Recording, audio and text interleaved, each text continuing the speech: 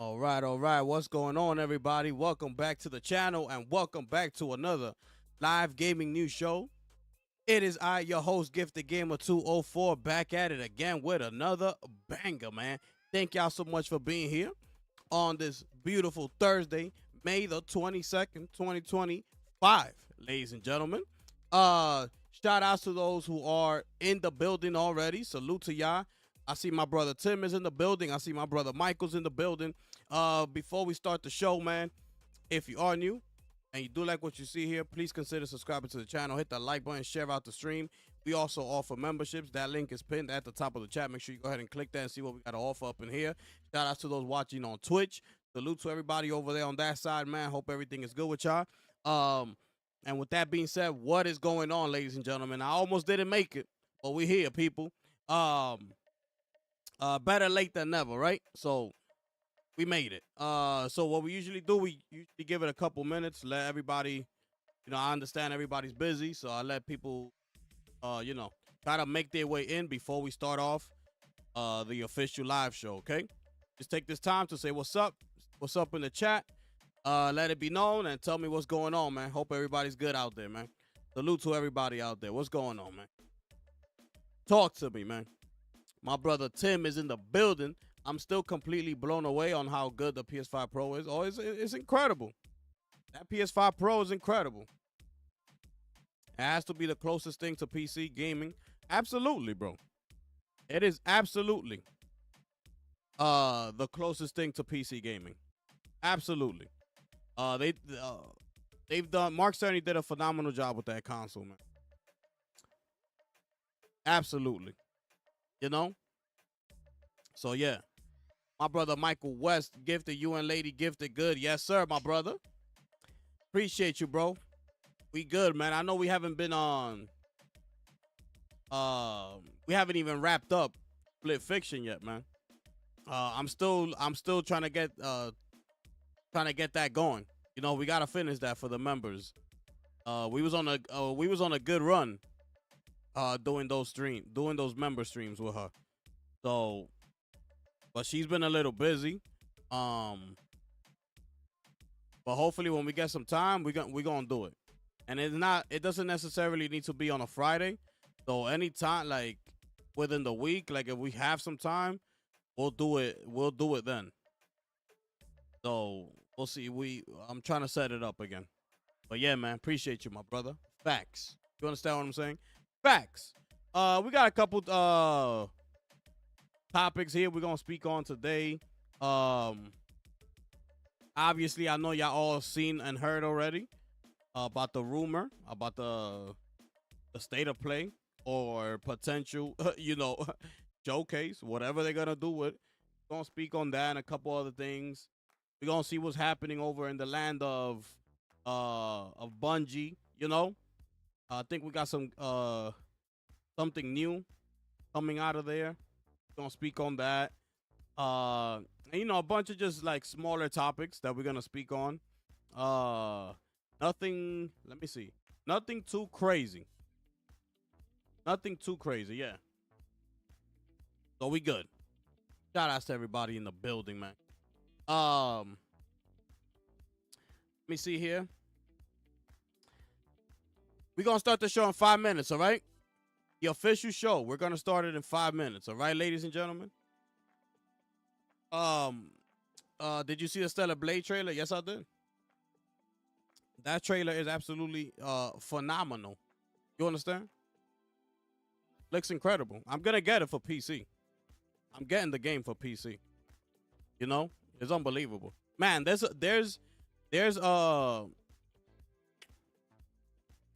so many deals right now, bro. In the Steam store and in the Epic Game Store, bro, there are so many deals happening. I was so tempted today, bro. I'm just looking at everything. I'm like, bro, it's like $25, $30 for this game. I'm like, damn. I was so tempted today, bro. And I still am because, they got in the Epic Store, they got Returnal for $30, right? Which is a game I told you I'm dying to play on PC to see how it runs on my PC. What's another one that I saw? Cyberpunk 2077, the bundle. They got the bundle with the original game and the Phantom Liberty DLC for how much was it? $45. They got it for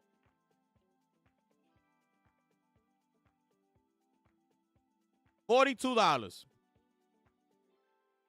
The Cyberpunk Ultimate Edition for $42. So tempting, bro.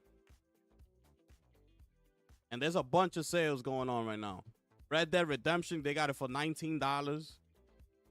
Armored Core 6, Fires of Rubicon, they got that for $30. You know? So many sales, bro. And the Epic Store is going crazy. Bro, I downloaded this game for free. I downloaded Deliver at All Costs. It's a new game that I showed you the trailer here. That is like a car, and you just delivering, or you could like crash into the buildings and do whatever, like as long as you deliver it. So they got that game for free at the Epic Game Store, and I got it for free. So I haven't tried it out yet though. Let me. What else they got? They got a whole bunch of stuff, man. A whole bunch of stuff, bro. Hogwarts Legacy for $14. Seafood, they got it for free. Giga Apocalypse, they got for free. There's a lot of deals, man. But yeah. But before we start the show, I did try out that Blades of Fire demo on the PlayStation. It's all right. One thing that I am loving about it are the graphics. That game the way it looks crazy, bro. It looks fire, bro. But as far as like the gameplay and things like that, I'm good. I'm good. I'll pass. You know, I'll pass. It's not a game that I'm spending $60 on. Absolutely not. But the visuals, they took me by surprise. I was like, damn, bro. This game looks good. Well, that was about it. Yeah, it's like a God of War clone. I don't like the what you call it? The controls. And you damn near gotta press all the buttons. Squares to swipe right. Circle is to swipe to swipe left. Circles to swipe right. Triangle, you swipe like this. X gives you like a swing around melee. And it's like, I'm like, bro, like, nah.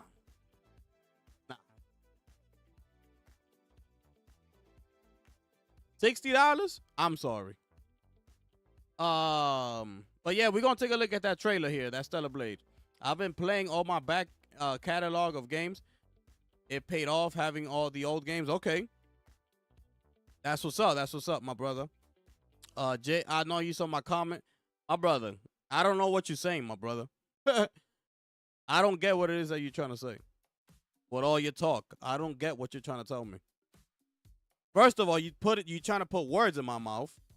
Okay, so that I don't appreciate. Because if I don't say something and you're saying that I said it, I don't like that. So stop all that. Because if I didn't say it, don't put it out there like if I said it. Because I didn't say it. So don't do that.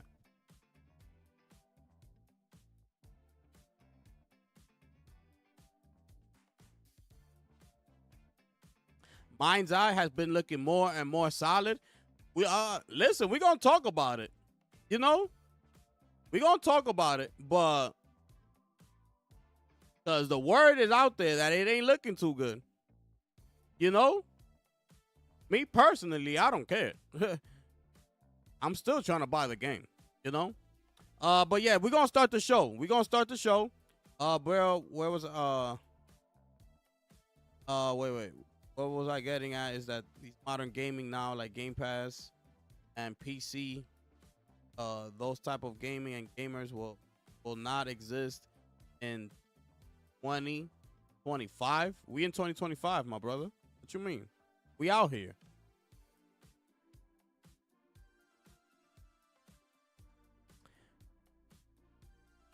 you can't get the correct video card for $700 on PC. I think the Pro is worth every penny.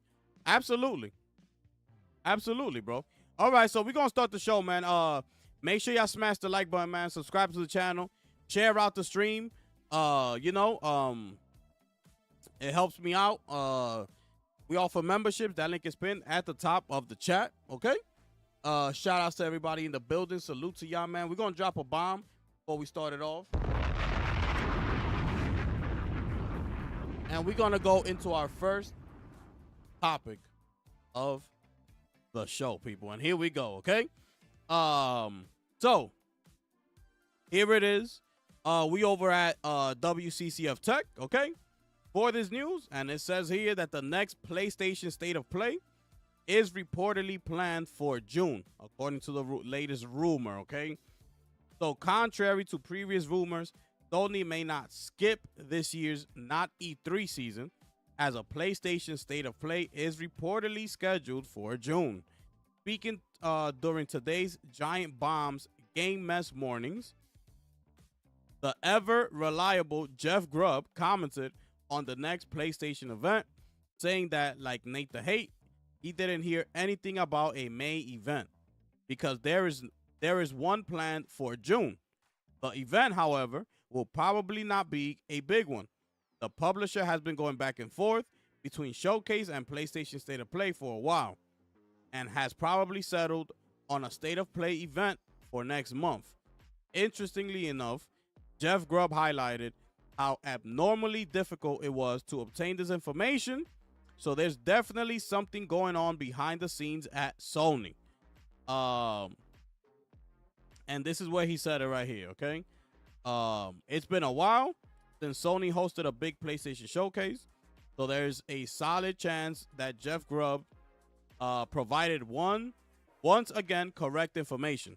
As for which games will be showcased during the next PlayStation State of Play event, no information has been provided, although it will be a safe bet to expect to see Death Stranding 2 on the beach and Ghost of Yotei during the event, as the PlayStation 5 port of Starfield is supposedly getting revealed, and shortly after release this year, showing it during the event will make tons of sense, although this is mere speculation as the timing of the reveal is not yet known. And that's it right there for that article. By the way, this is Jeff Grubb's this is his own show now. I know you're used to seeing this over at maybe on his Twitch or the GameSpot YouTube or the GameStop's YouTube channel. So apparently he's been let go of GameStop, or he quit. I'm not sure, but he's no longer there. So this is his show now. He acquired the whole the Game Mess, whatever it's called. He acquired that, so now that is his. So that's why, you know, you see the almost like the same setup. So you would think that is on GameStop, but it's not. It's his, okay? And a few of his partners, I believe. But anyways, getting back to that, I believe I have something real quick as well as it pertains to this. Cause also this is according to Jeff Grubb as well. Okay, so here we go. Let me bring this onto your screen. Okay, y'all make sure I smash that like button for your boy. You understand what I'm saying? Facts. We outside. Here it is. Okay, so this is according to Jeff Grubb. He's talking about Santa Monica's latest next project, which we all know is a sci-fi title from Cory Barlog, right? So he says here, Jeff Grubb announced that Santa Monica's new IP is a science fiction title and has been in development 2018. He also mentioned that the game will be revealed very soon. So that's that, okay? So that's the other breaking news that I have for y'all here, okay? In case you didn't know about that one. Because I know I'm a little late right now. But, so we got that coming. So him saying that tells me that there's gonna be some sort of showcase, and I don't believe it's gonna be the one that's coming now in June. I believe that this is gonna be a state of play. It's gonna piss people off when they make the announcement that it is gonna be a state of play. But at the end of that state of play, I believe that they are going to say, we will reveal more soon, at our next PlayStation showcase coming this, this fall or whatever they're going to say, or this September or whatever. So that's what I believe is going to happen. But I believe we're getting 2 events this year. It was supposed to be in May, but that, according to Jeff Grubb, he said that they don't have an obligation for their shareholders to hold any type of event in the month of May. Okay? Or May or June, I believe he said. But the obligation is the one in September, which is where most other companies usually have their obligations to their shareholders, i.e., for example, like Disney. Disney has their D23 Plus that they showcase all the new shows that is coming to Disney Plus, to all their franchises, Star Wars, Marvel, and all that. So during September is when all those companies usually make those showcases for their shareholders.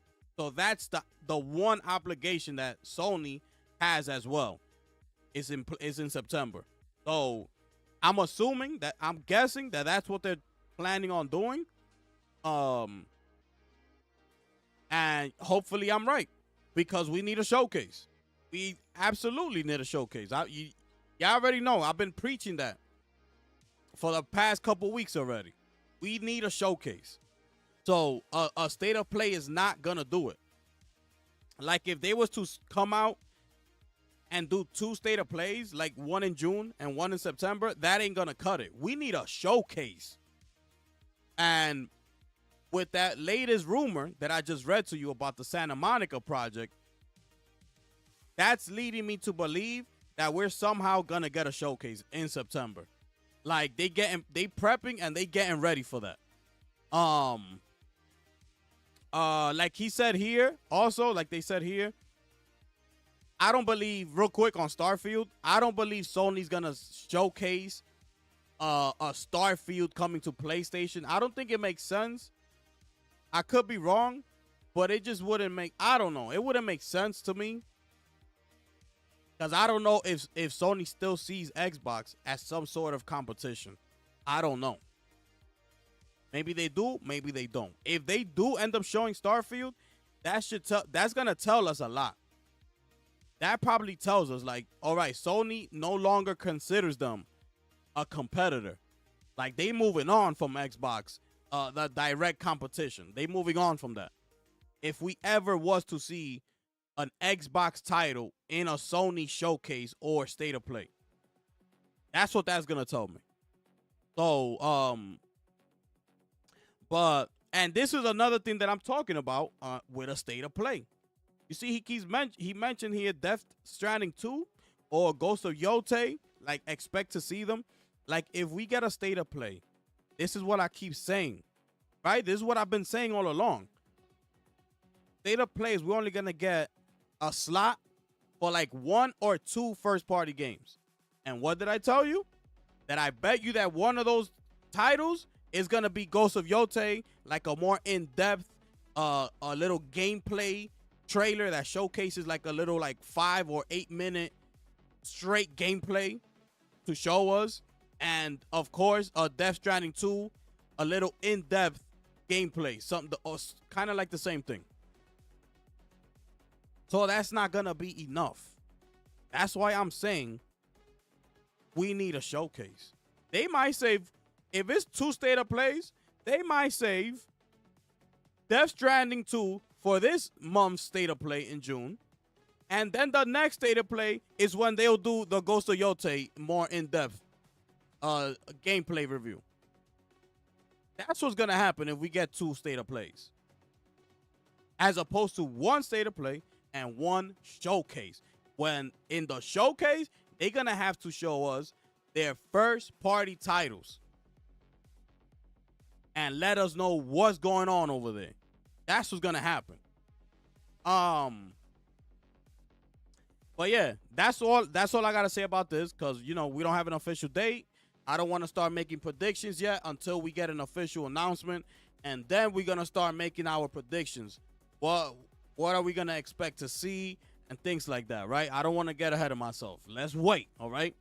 Tony still got to come out and make that damn announcement. We waiting. Y'all let me know how y'all feel about this one. We're going to keep it moving over to the next topic, okay? We're crossing over to the game post, and we got some more information coming out of the Bungie team over there.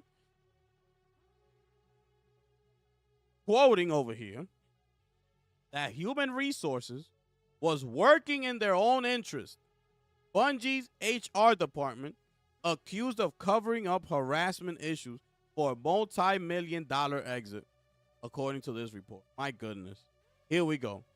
Former Bungie employee claimed that there were accusations against the company's HR for covering up harassment issues so that they could get a multi-million-dollar exit.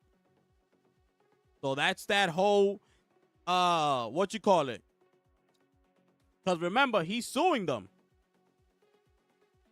Because he's saying, the ex-CEO, he's saying, the ex-director that was there, that they wanted to fire him because he was due that big, I believe it was like $50 million bonus or something like that. So that's why he's suing them. And then we get this. Let's continue. Sony-owned Bungie has been in the spotlight for all the wrong reasons lately. Just a few days ago, the studio was hit with a wave of backlash after being accused of lifting one-to-one artwork from independent artist Anti-Real for its upcoming game, Marathon. Marathon's franchise art director came forward with a direct public apology to the artist, admitting to the mistake. This controversy set off a chain reaction that has put a massive spotlight on how things are run at Bungie, especially with several former employees now speaking out about what's been happening behind the scenes. Since then, new reports have painted a pretty grim picture inside the studio. Employee morale is said to be at an all-time low. Stories are surfacing about big controversial decisions from the leadership, like adding a subscription service to the highly popular looter shooter Destiny 2, and worries that certain in-game rewards would hurt sales from the in-game shop. Many former staff blame these issues on a culture driven by greed at the leadership level, where the focus has drifted away from creativity and players, landing squarely on making as much money as possible. This is sad. I don't know how in the world Bungie's gonna recover from this. Like, I don't know. That's why I keep asking for Sony to step in and talk, because they gotta do something. Bungie's HR is accused of harassment, cover-ups, and self-interest. Now, in a recent video report, YouTuber and journalist, your boy, none other than Mr. Destin Legarie, a.k.a. Mr. Independent himself. My goodness. He shared what he heard after talking with several former Bungie employees. Destin's video talks about multiple issues at the studio, including the HR department. According to ex-employees who spoke to Destin, HR was reportedly part of the problem at Bungie. Instead of looking out for staff, HR was accused of working in their own interest, allegedly covering up harassment and other serious complaints to secure themselves a massive payout when leaving the company. Listen, man, this happens in a lot of companies. You know, HR, you will think Like you go and you think that HR is on your side and things like that. You could go and confide in them and they're gonna have your back. If you working for a major company, a corporation, I advise you. Well, you could. I'm not gonna advise you. I'm just letting you know from experience. They're not always on your side, and it's very rare if you work for a big corporation that you would find HR actually trying to have your back. It's rare. So what you're seeing here, you see in most companies out there. So this ain't nothing new. Nothing new. There's somebody, real quick, there's somebody on YouTube that speaks about things like this. Like complaints. And damn, I'm so mad. It's because I didn't read this article. I'm reading it now for the first time. But there's a lawyer that he talks to you about all these things. Like whether you should complain to HR, when you should complain to HR, how you should complain to HR, like what to say and things like that. And he speaks about other things. He has a lot of videos breaking a lot of things down. If I find it, like later on in the show, I will look for it. If I find it, I'll post it so y'all could go see it. So y'all could know if some of y'all work for like big corporations and things like that, and you ever trying to like file a complaint to HR and things of that nature, he tells you like what steps to take before you go ahead and do it, because their job is almost like, they're gonna ask you if you took certain steps before you got to that HR complaint. Like you need to go through a bunch of steps before you go ahead and go and complain to HR. It's a whole bunch of things, but I'm gonna look for it later. Let's continue right here, right? Because our boy Mr. Independent, really went deep, I should say, trying to find some information up in Bungie Studios. Who knows why? I mean, I know why. But let's continue here. Quote, unprompted and universally, HR was highlighted as a major problem. Like Gary said in the video. Each person I spoke with expressed anger at a specific individual who has since left the company.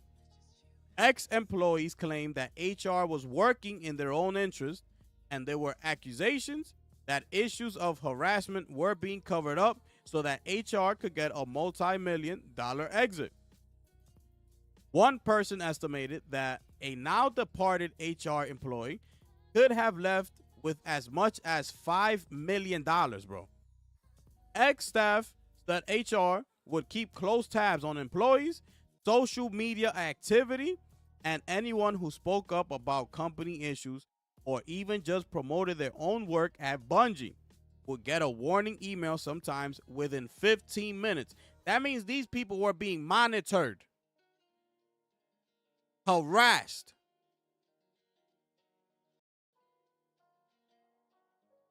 I will straight dismantle this company today. And I got to give credit's due. I got to give credit to Destin, even though I know why he went after this company and things like that.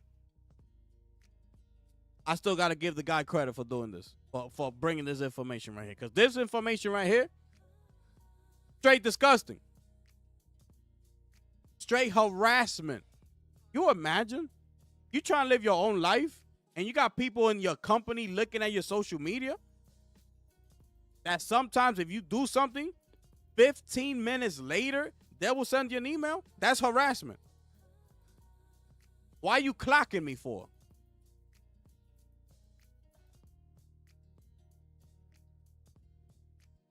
I'm telling you, Sony got to step in and they got to say something.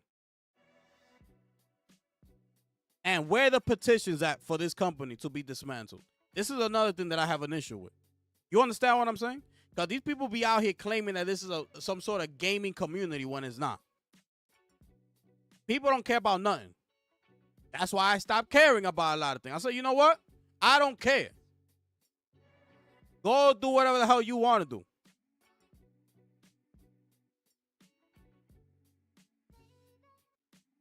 Because people are gonna continue, and they're just gonna play their favorite game that they love, and they're not gonna worry about anything. Meanwhile, what we should be seeing is damn petitions going around signed by millions and millions of people to get Bungie shut down and completely dismantled. Goodbye, good riddance. It's over.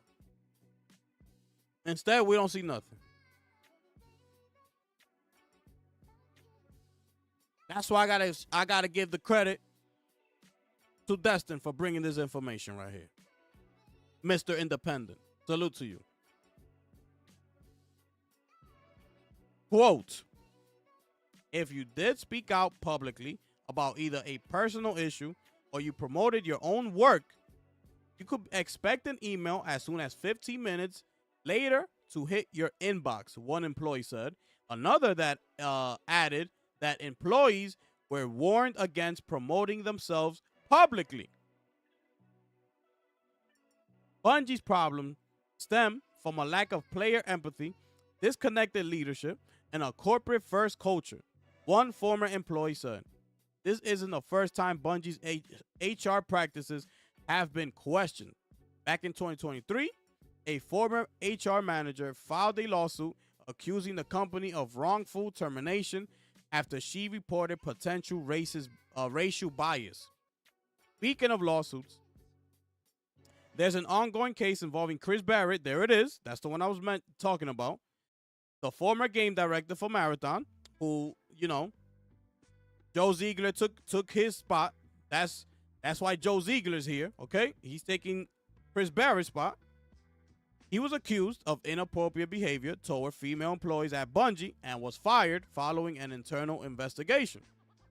After his termination, Barrett filed a lawsuit against Bungie and Sony, claiming he was wrongfully let go to avoid paying him, there it is, avoid paying him millions of dollars, which was likely part of the Sony-Bungie deal, okay? So there it is. That's what I was trying to talk about earlier.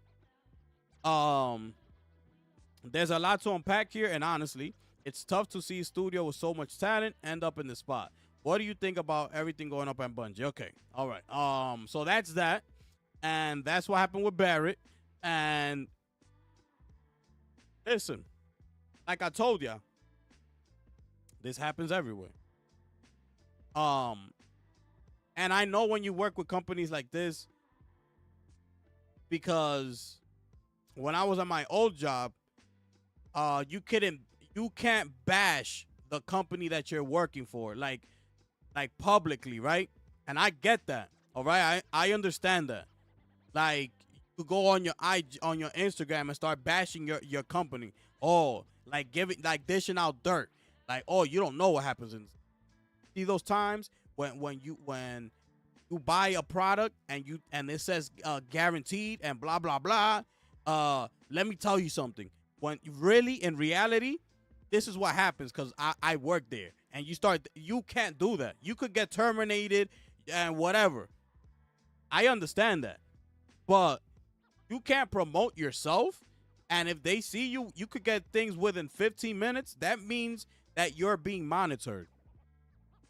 Okay, that's what that means. You're being harassed. You're being monitored. You're not free. You got people watching you at all times.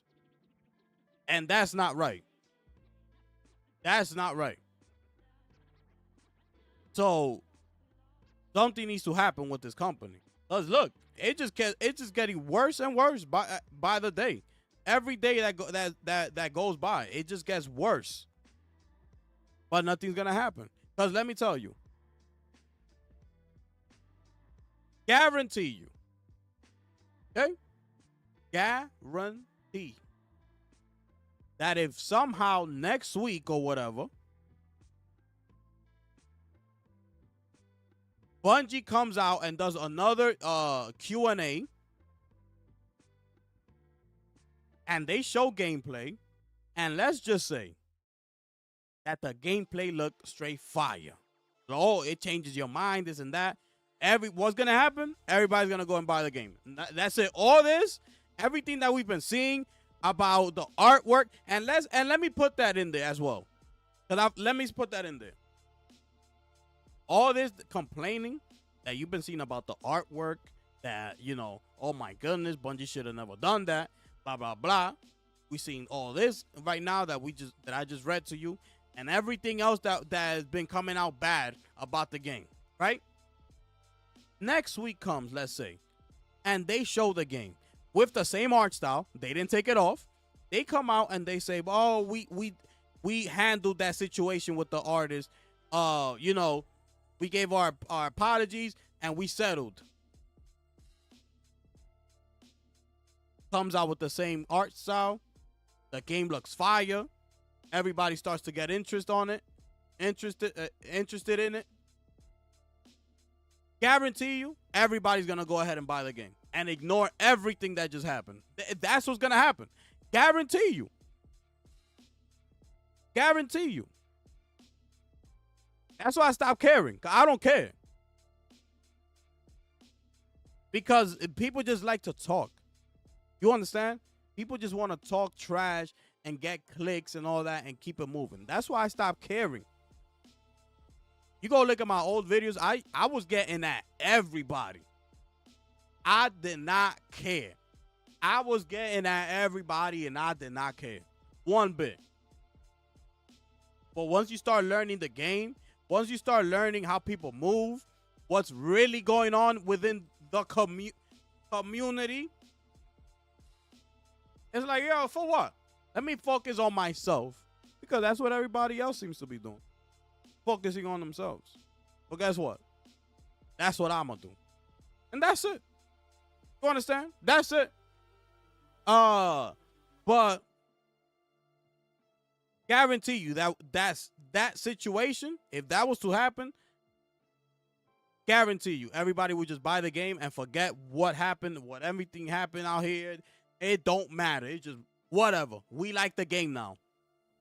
But I thought you said that was bad by them stealing the artwork. So just because now they paid the artist, so now it's okay for you to just go ahead and purchase the game. It don't matter that they went through with the art style. They didn't change it or whatever. Nah, it don't matter. Whatever. She paid. Whatever. We want to play. That's what's going to happen. So, whatever. That's the latest to come out of Bungie, okay? Let me see what's this. Oh, yeah, this is the whole thing about the subscription also, okay? So, let me read to you what's going on with this. So, this is another thing that happened over there, right? They said this is another thing with, according to Destin Legary's article, right?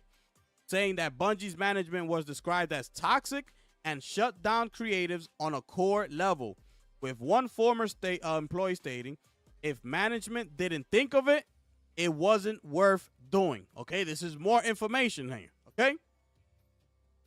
In this context. So think about that. You were not allowed to be creative at Bungie. You are not allowed. If it doesn't come from management, they don't want to hear your ideas, okay? They're not trying to promote you. They don't want to give you the credit for coming up with a brilliant idea. So they will shut it down. In this context, when one employee brought up the possibility of a subscription model, it was reportedly vehemently shut down. In another example, management was considered to the glowing trials of Osiris PvP armor was too attractive, which would impact sales of armors in the Eververse store.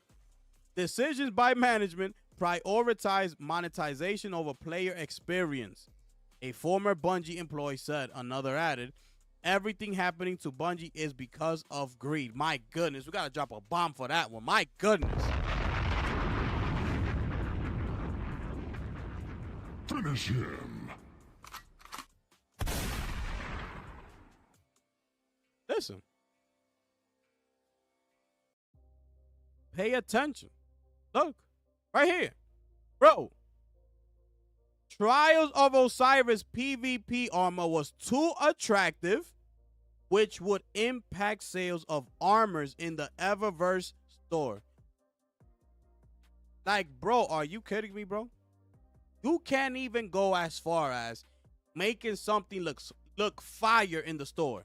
You know, those like those items that basically stand out from the rest, and everybody just goes straight to that one.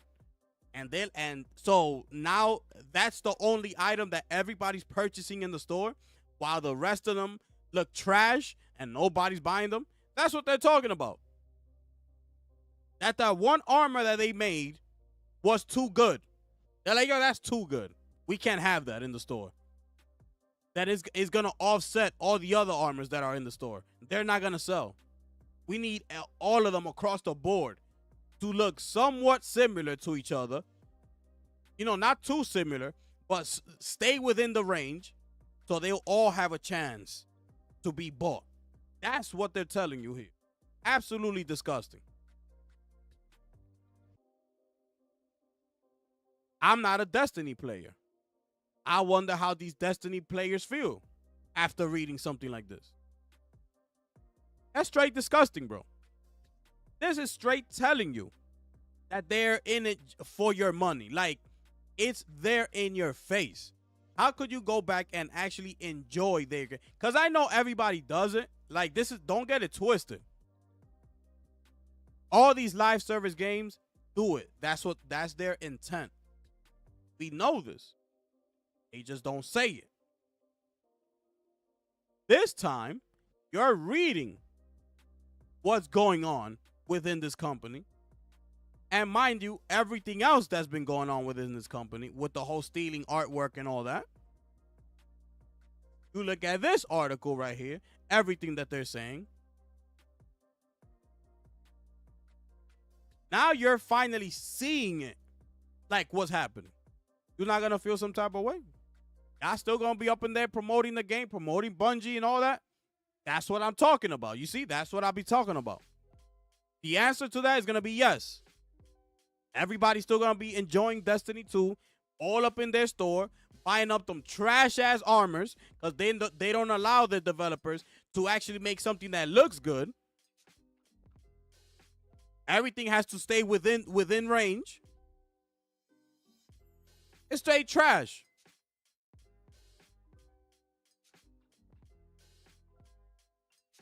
Yo, shout out to my brother Molly in the building, ladies and gentlemen. Molly, what's good, bro? This is unbelievable, bro. Let me keep going. One former employee surmised Bungie's problems stem from a lack of player empathy, disconnected leadership, and corporate first culture. I am so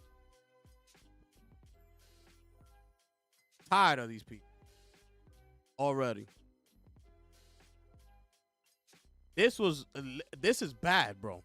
One of the worst investments Sony has ever made. Right here. I didn't want to believe it at first. If you were here like a month or two ago, and I'm like, yo, bro, we gotta relax. Like, we gotta give Marathon some room. We gotta give Bungie some room. This is why they were brought in. They were brought in to do this. They were brought in to do that. But they haven't done nothing. I get they haven't done nothing. They brought that, their huge success in Destiny 2. But let's wait for that next project that they're set to be working on. And that's going to let us know whether the acquisition was good or not. We got to give them a shot. We have to. Let's wait for Marathon to come out.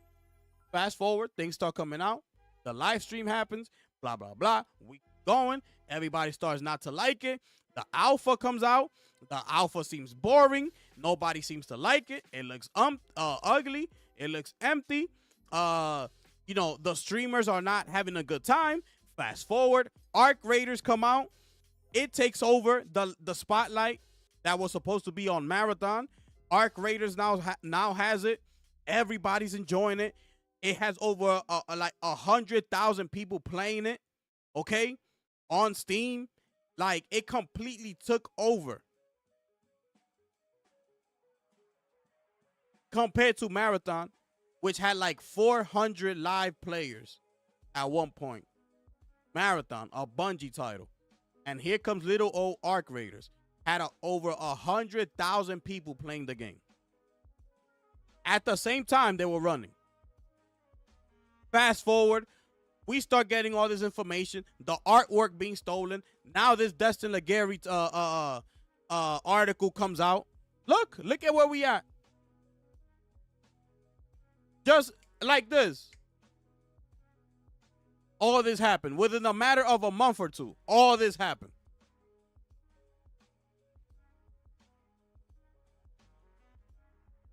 Look at everything that you're reading. What they think of you as you're in their store. They don't give you this, bro. This is crazy, bro. This is crazy, bro.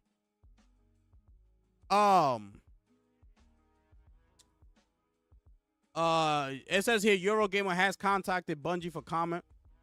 In 2024, Bungie CEO Peter Parsons was criticized for spending millions of dollars on classic cars. You remember that? This news followed a round of layoffs of 220 staff members. We remember that. Roughly 17% of the company's workforce lost their jobs. We remember when that happened too.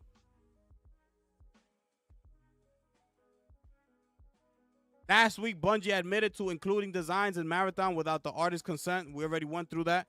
All that. PvP Extraction set to release the 23rd of September. There it is. So there it is. Somebody told them they wanted to do a subscription idea for the Destiny game because they're not trying to end the Destiny franchise. They wanted to extend it and just have it there for as long until the wheels fall off. They shut it down because that idea didn't come from management. Even if the idea would have made them money, they still said no because the idea did not come from management. Absolutely, Molly. You already know. You know me already, my brother. That's your boy Destin, a.k.a. Mr. Independent. There he is.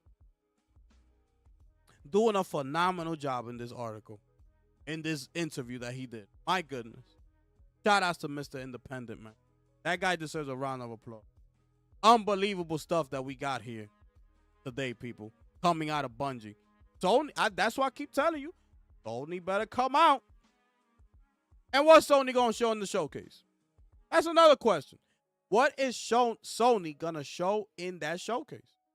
Better not come out here showing no damn Marathon, what you call it? Gameplay and nothing like that. We ain't trying to hear none of that.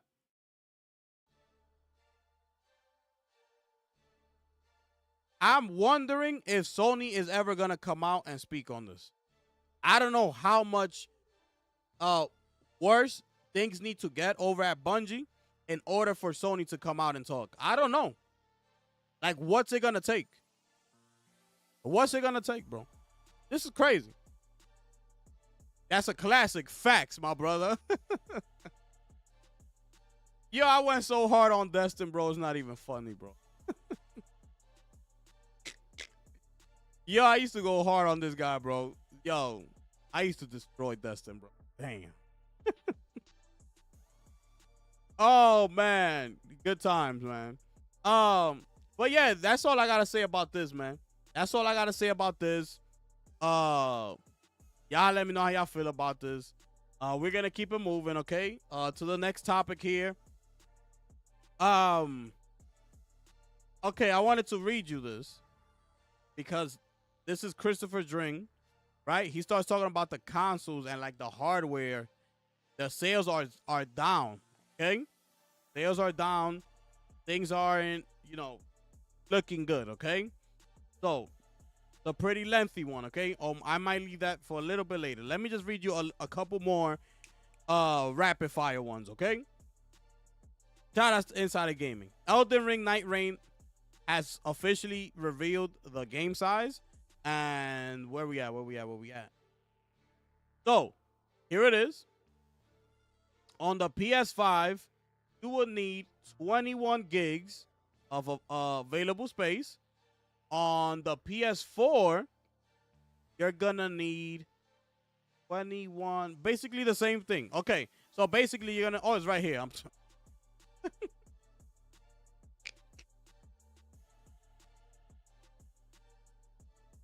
Bro, bro, you're gonna need 21 gigs. All right. If those of y'all who are buying Elden Ring Night Rain, okay, there it is right there. What's that going for? $54.99. Okay, that's what it's going for. Y'all let me know how y'all feel about that one. We're gonna keep moving because apparently Nintendo Switch 2's game chat requires a phone number to use. Okay, they say here, this is the what you call this? The fine print. This is the fine print right here, which nobody likes to read. Okay. A mobile phone number registration required to use game chat. My goodness. Nintendo does it again, ladies. Here we are. So,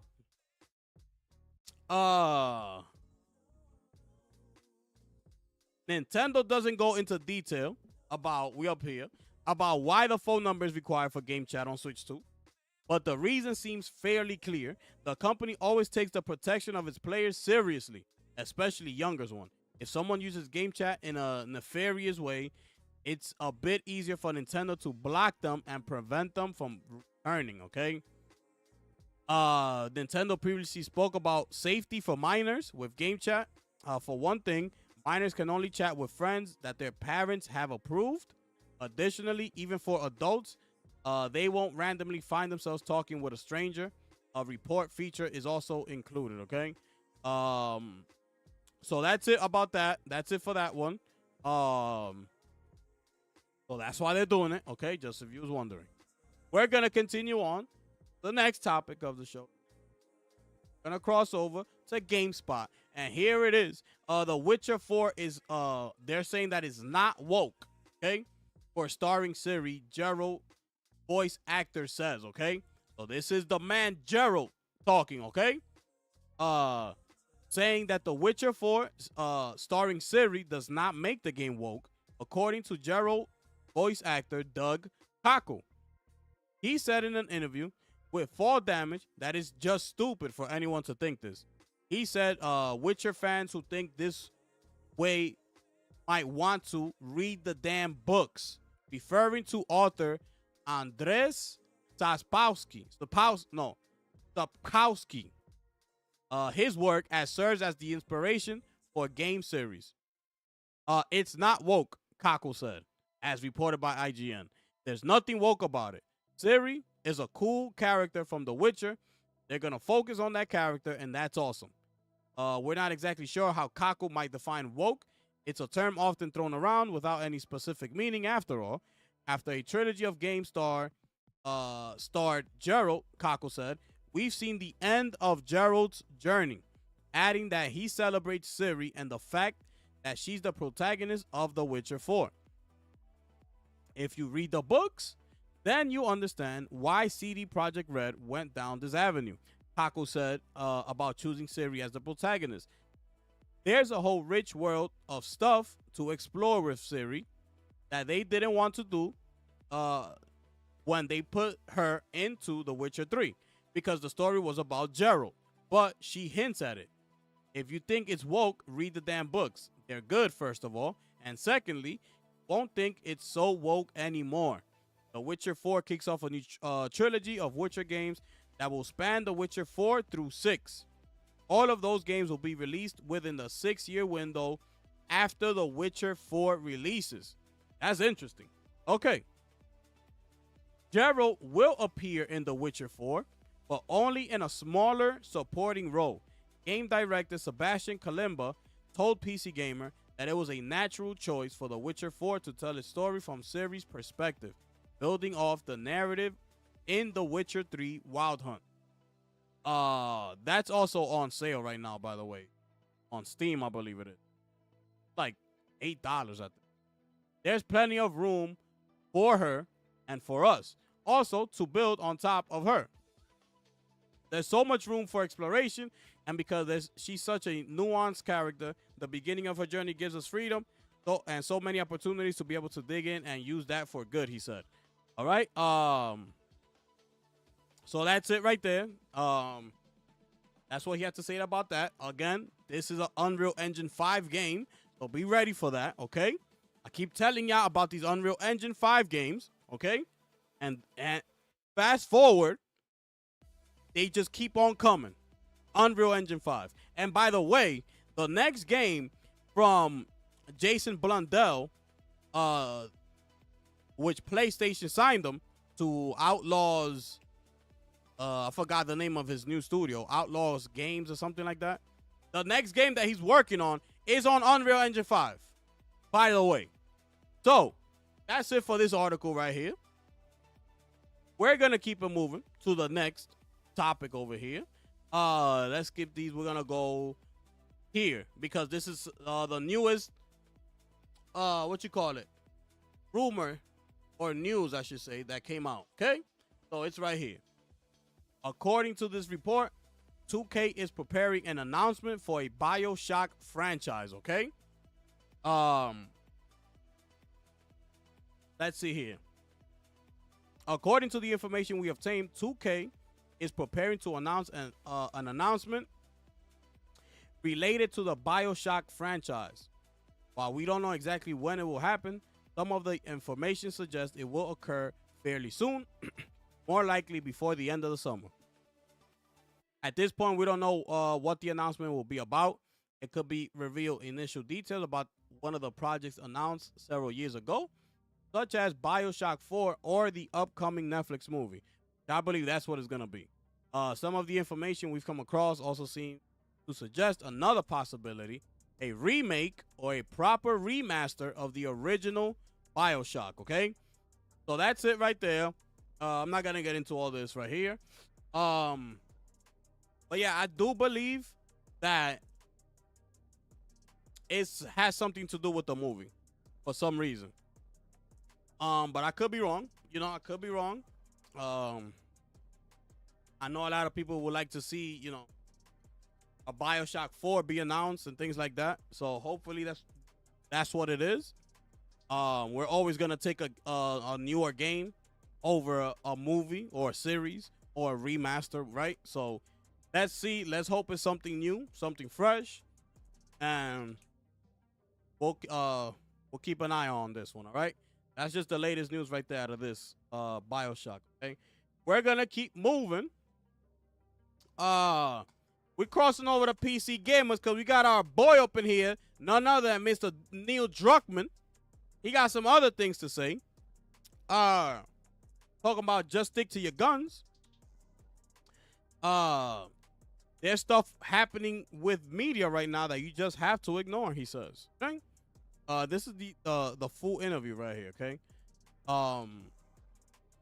So it says here, right? Intergalactic: The Heretic Prophet debuted at last year's Game Awards. Naughty Dog managed to snag a spot at the end of the showcase, a spot reserved for those with bags of cash want to make an impact. While it did have an impact, it probably wasn't the one that was intended. Intergalactic's trailer was met with waves of people in the live stream comments calling it DEI game and whining about how woke Naughty Dog is, as Intergalactic's protagonist is a black woman. Unfortunately, this kind of a knee-jerk reaction has become pretty common when it comes to new releases. Hate for The Witcher 4 having Ciri as the protagonist got so bad that Geralt's voice actor came out and said we can't just have Geralt for every single game and read the damn books, okay, which we just read. You won't think it's so woke anymore. Okay, but this is something that Neil Druckmann, Naughty Dog studio boss, knows all too well. So he quotes, I don't know if there's much I could add to that conversation, to be honest. Druckmann says in the interview with Last Stand Media, there's stuff happening with media right now that you just have to ignore for the most part. Just stick to your guns and do what you believe in. And I feel like that's how I want artists to carry themselves. There were loads of big reviews during the Game Awards. Okay. though nothing happened during the trailer and it was maybe a little stretched out, getting to look around the retro spaceship, take a look at our new bounty hunter protagonist, and see a small glimpse of some robotic monster was enough to make the mental note to look out for Intergalactic in the future. The Akira reference also helped. It seemed like this excitement isn't misplaced, and he quotes, "I can't just say I'm very, very excited for this game, maybe as excited as I've been for any game. Very cool. It's the deepest gameplay we've ever done, and I can't wait to show it off. Doesn't matter how many times he says it, I still have no idea what the deepest gameplay means, but I'm ready to find out." That's that for that. Okay? Let's wait and let's find out. You know, I can't wait to see more on this game. I can't wait to see the gameplay, what he got to offer, because I know it's going to be incredible, man. I know it's going to be incredible. So y'all let me know how y'all feel about that one. We're going to keep moving. So if you're waiting for the DLC of Assassin's Creed Shadows, it's called Claws of Awaji. So that's reportedly set to drop in September. Okay, I'm not gonna read all this. That's just what it is, right? And it comes free if you pre-order the digital deluxe edition, I believe. Okay, so it's set to be an extra 10 hours of gameplay. Okay, it's a new region to explore. You're gonna get new weapons for players, and things of that nature, right?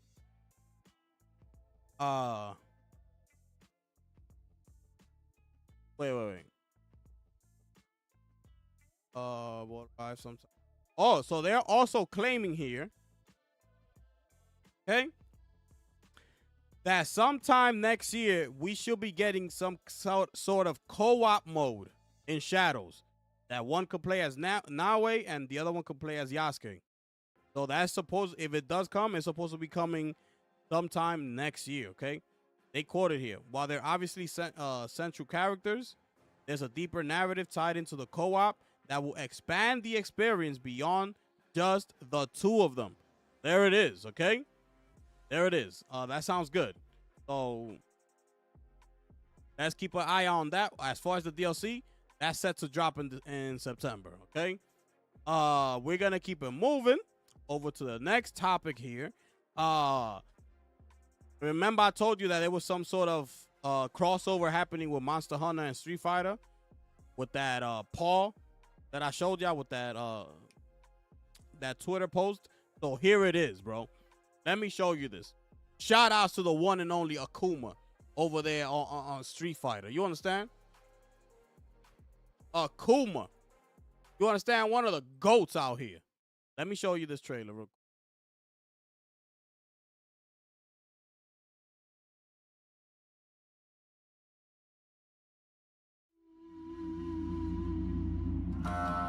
Has the weight of my fist sparked a killing intent within you, Hunter?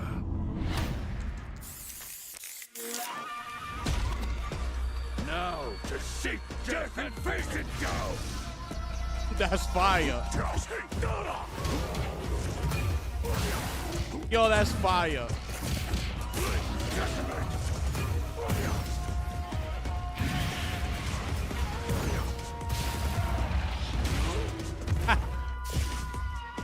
Bro.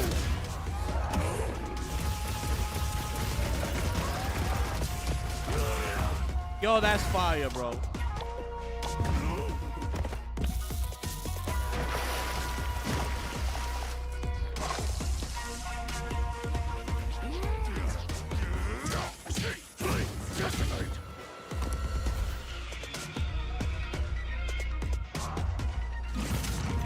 Masterfully grilled, Hunter.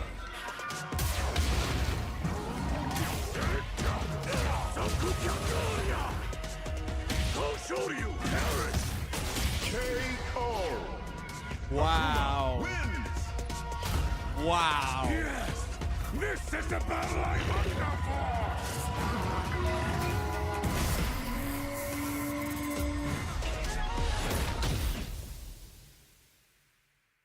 May 28th. There it is, people. There it is.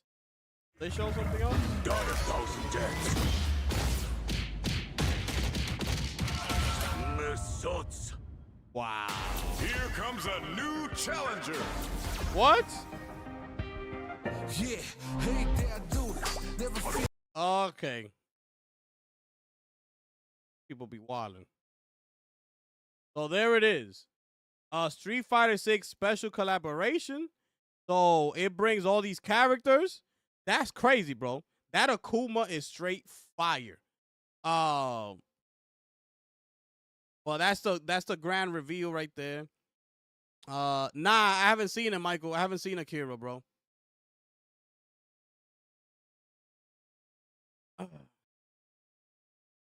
I don't even think it's possible to play Destiny 2 original game. Your sus. Not clear on who it's marketing to. Well, which game you talking about, Tim? But yeah, that's what they had to say about this, right? That's the grand reveal. It looks fire, bro. It looks fire. Y'all let me know how y'all feel about that one. That's coming May 28th, all right? I had something to say about this, no? Okay, we're gonna keep moving. So, speaking of, oh, this is what I had to say about it. Now looking at this. So, speaking of Street Fighter, the new live Street Fighter movie is about to be in production. They are looking for the roles, who's gonna play who. So apparently, Jason Momoa is reportedly in talks to be in the movie. Also, Andrew Koji, he's from Bullet Train. Noah Centineo, he's from Warfare. And WWE wrestler Roman Reigns is also set to be in the new Street Fighter movie adaptation, okay?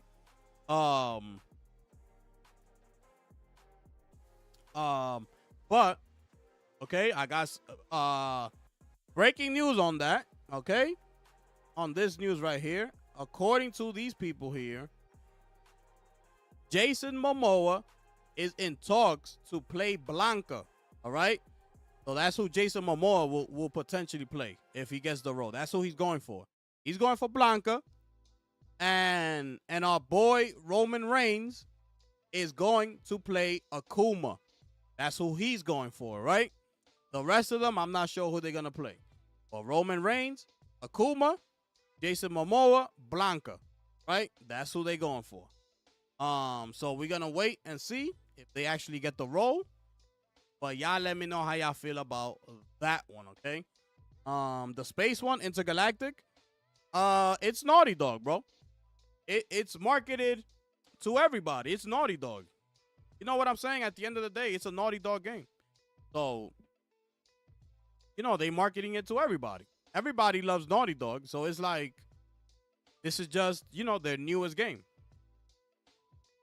But yeah, y'all let me know how y'all feel about this news right here. Or would y'all be down with those with them taking on those roles, right? Y'all let me know. We're gonna keep it moving. This one's a little bit shocking to me, right? Because I don't know if y'all seen like the YouTube channel for the Warhammer. They dropped like 15 new trailers because my YouTube feed was flooded with a bunch of Warhammer new trailers today. But apparently this one right here, the Master Crafted Edition Space Marine, it's only announced for Xbox and PC and not PlayStation, okay? Shout outs to my brother Michael West in the building, ladies and gentlemen. I gotta drop a bomb for my brother Mike, man. My brother Mike be out here hustling. I appreciate you, bro. You know how it is. Dave Bautista as M. Bison. That'll be crazy, bro. That'll be crazy. I could see that. Imagine that. That'll be fire. Absolutely, bro. Yeah, man. I appreciate that, my brother. So apparently, this game ain't coming out for PlayStation. And it's weird because it's coming out everywhere else. So now people are claiming that it's like, it's like some money hat situation going on. Like somehow Xbox paid for this exclusivity to be on there. It's gonna be on Game Pass, by the way. Let me just show you this. Let me show you the trailer, okay? Let me show you the trailer.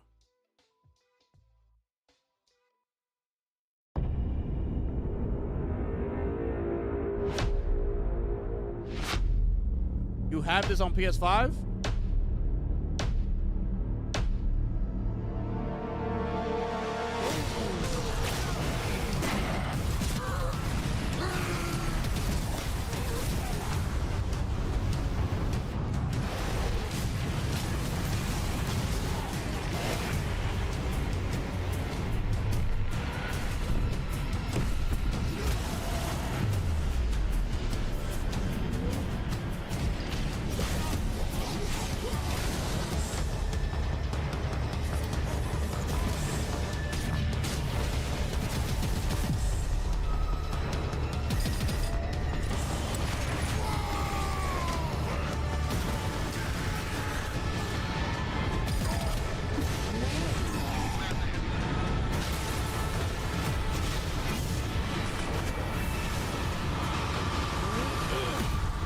I ain't finished with you yet, Space Marine! But I am finished with you. Looks good.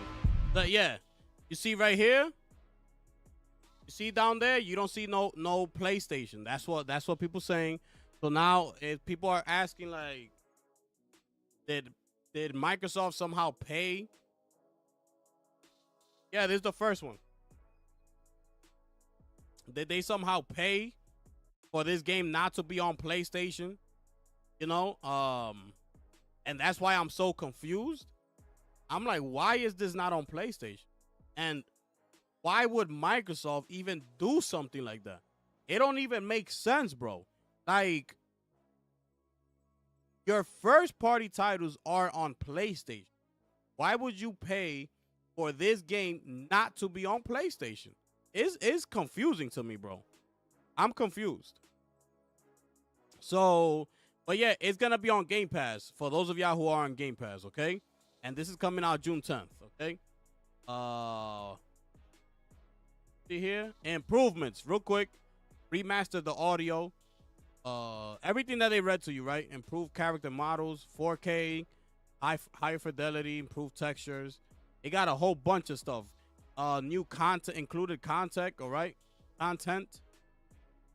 All the downloadable content here.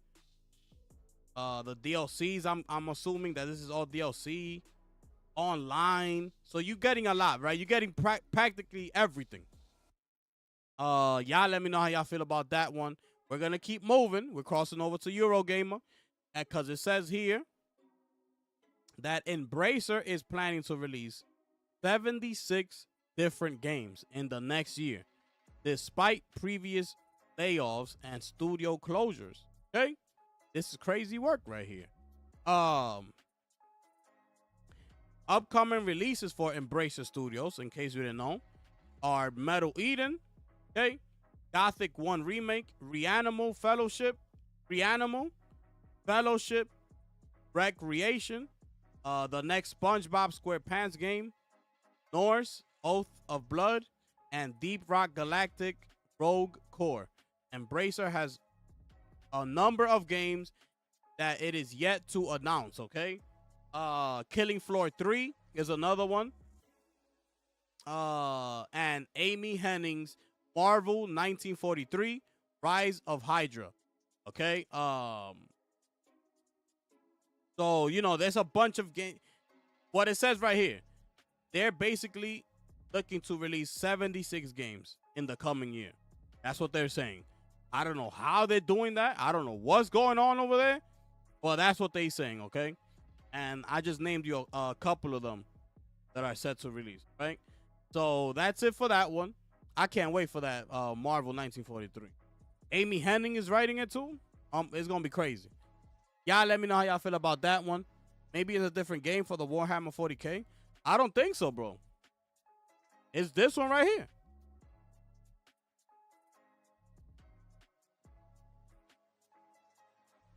It's this one right here, bro. You know?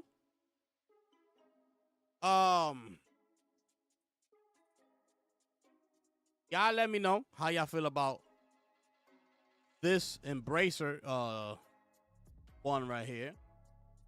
I look like it. So that game that I was showing y'all yesterday, when I was just showing y'all trailers that we was in the later part of the show, this Gray Zone. All right, so apparently it was just shadow dropped. There was an update, a 2.0. I didn't even know it was coming out. But apparently that was a 2.0, and it's out right now. The update includes dynamic weather. Sorry, it's featuring dynamic weather, improvements to AI, new PvP mechanics, including combat outposts, quality of life improvements, stack of new weapons, fresh loot features, and much more. This is a MMO FPS, okay? That's what they're calling this game to be. So wait, let me just read you this. This is what it's saying. All this arrives as Madfinger pivots from dubbing Gray Zone Warzone an extraction shooter and moves back to naming it an MMO FPS. Okay, so apparently this game used to be an extraction shooter, and now it's going back into a MMO FPS sort of deal, right? One of the only games of its kind in the industry right now. It's fair to call it that too. This always online experience encourages players to interact across a massive open map, developing their character and play style as they pick and choose their activities across the world. So that's it for that. The team has kicked off a Twitch drop campaign featuring the first ever in-game reward rotation for Gray Zone. So that's what they had to say about that, right? That was that military game I was showing y'all yesterday that I saw the gun. I was like, damn, that gun look crazy. So that's it right there. Y'all let me know how y'all feel about that one. Also, real quick, I seen this. Look at this. Forza Horizon 5 surpasses expectations on PS5 with 1.2 million copies sold. Okay? This month, I mean, mind you, this game came out last month. This game dropped on PlayStation on April 29. Okay? Want to make that very, very clear. This game came out April 2029, 25. And not even 30 days later, this game already sold 1.2 million. I just want to throw that out there, okay? Not even 30 days. 1.2 million. Okay? Mind you, y'all bought Astrobot. Astrobot, look at this. In December 2nd, this game was reached 1.5. Forza don't even have 30 days out, and it's reached 1.2. You understand what I'm talking about? Look at this. Pay attention. Look at this. This game was out in September. Early September, I believe it was. If I'm not mistaken. Let me get the exact date. But I want to be sure. I want to be positive.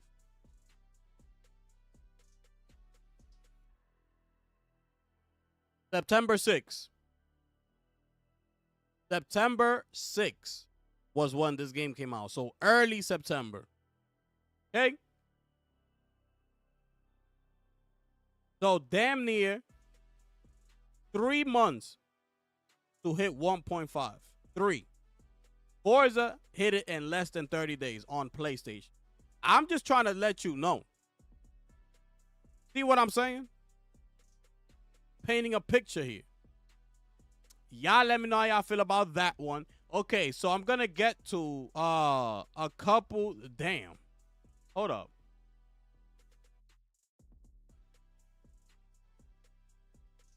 All right, so let me get to this article first. Let me get to this article first. Hold on. Hold on.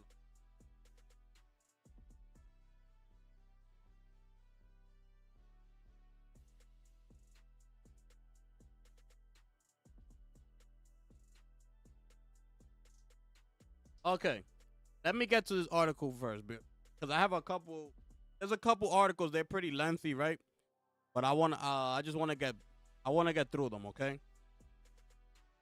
So this is Christopher Dring, the game business. Okay, he's talking about console sales and things of that nature, right? So,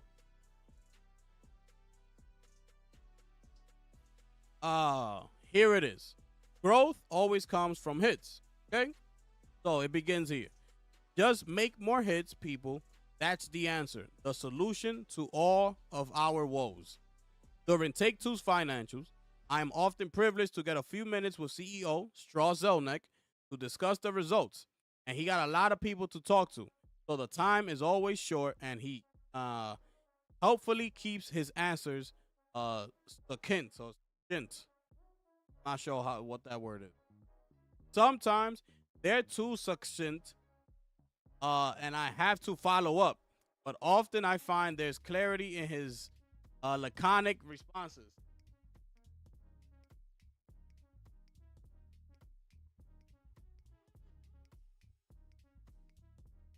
Hold on.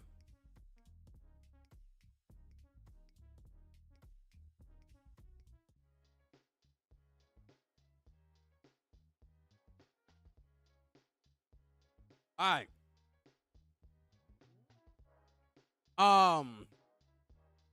All right, so we here.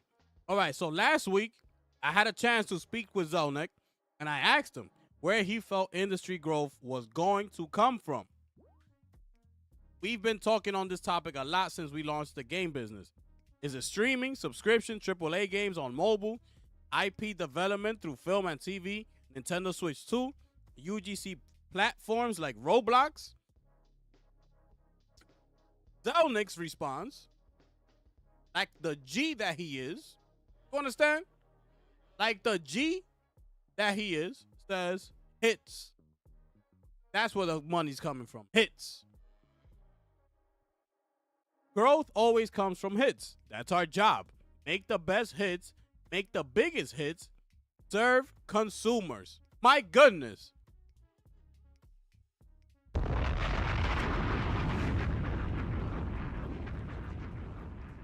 Finish him. This man knows what he talking about. You understand? That's why I gotta salute this man. Like, straight to the point. Straight to the point, bro. No BSing, no nothing. Get to it. You want to know how we make growth and all this? Hits. Just continue to make great quality games, serve the consumers, and the money's going to be there. You see it all the time. You see all the games that come out and they're good. What people do? People praise them. Okay, people praise them.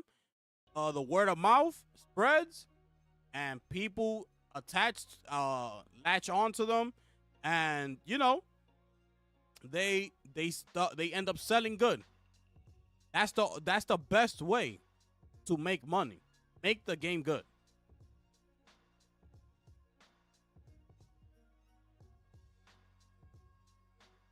There we go.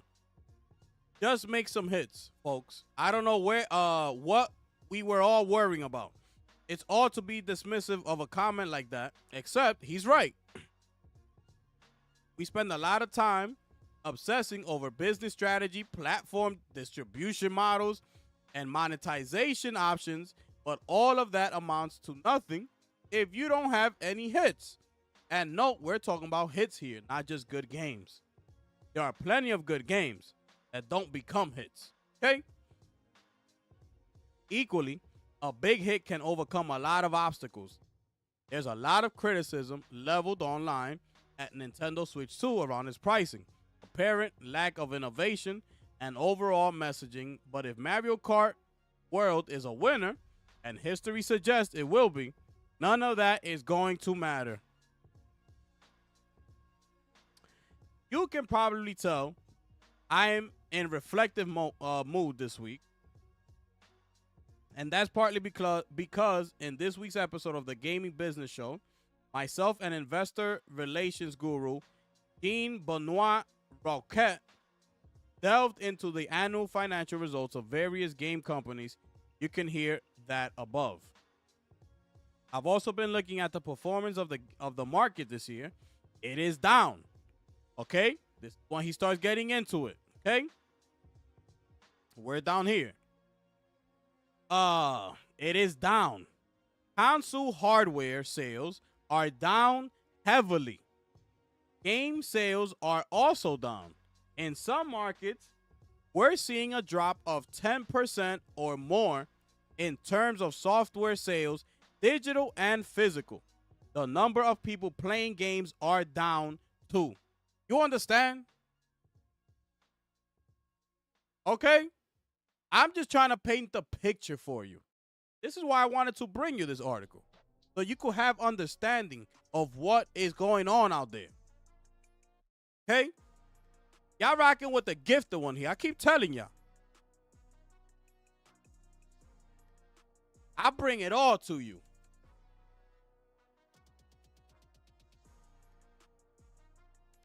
Pay attention. Ampere revised its estimates last week and now expects the industry to deliver less than a 1% growth in revenue in 2025. With inflation, that's yet another year of decline for the industry, okay? There are a lot of intelligent people with strong opinions declaring what needs to be done about it. It appears we all need to be making games like Claire Obscure Expedition 33, and nobody should be doing a Concord. We all should be building games with small teams and a lot of outsourcing and shifting away from big internal AAA studios. Expedition 33 is a game made by a relatively small team on a relatively small budget, which focused in on a few key areas and executed them very well. Not a new concept. In fact, many of last year's best-selling games had the same approach. And this year, Expedition 33 is a hit. Blueprints is a hit. Schedule 1 is a hit. Split Fiction is a hit. None of these games were made with obscene budgets, and none of them cost $70 either. My goodness, ladies and gentlemen.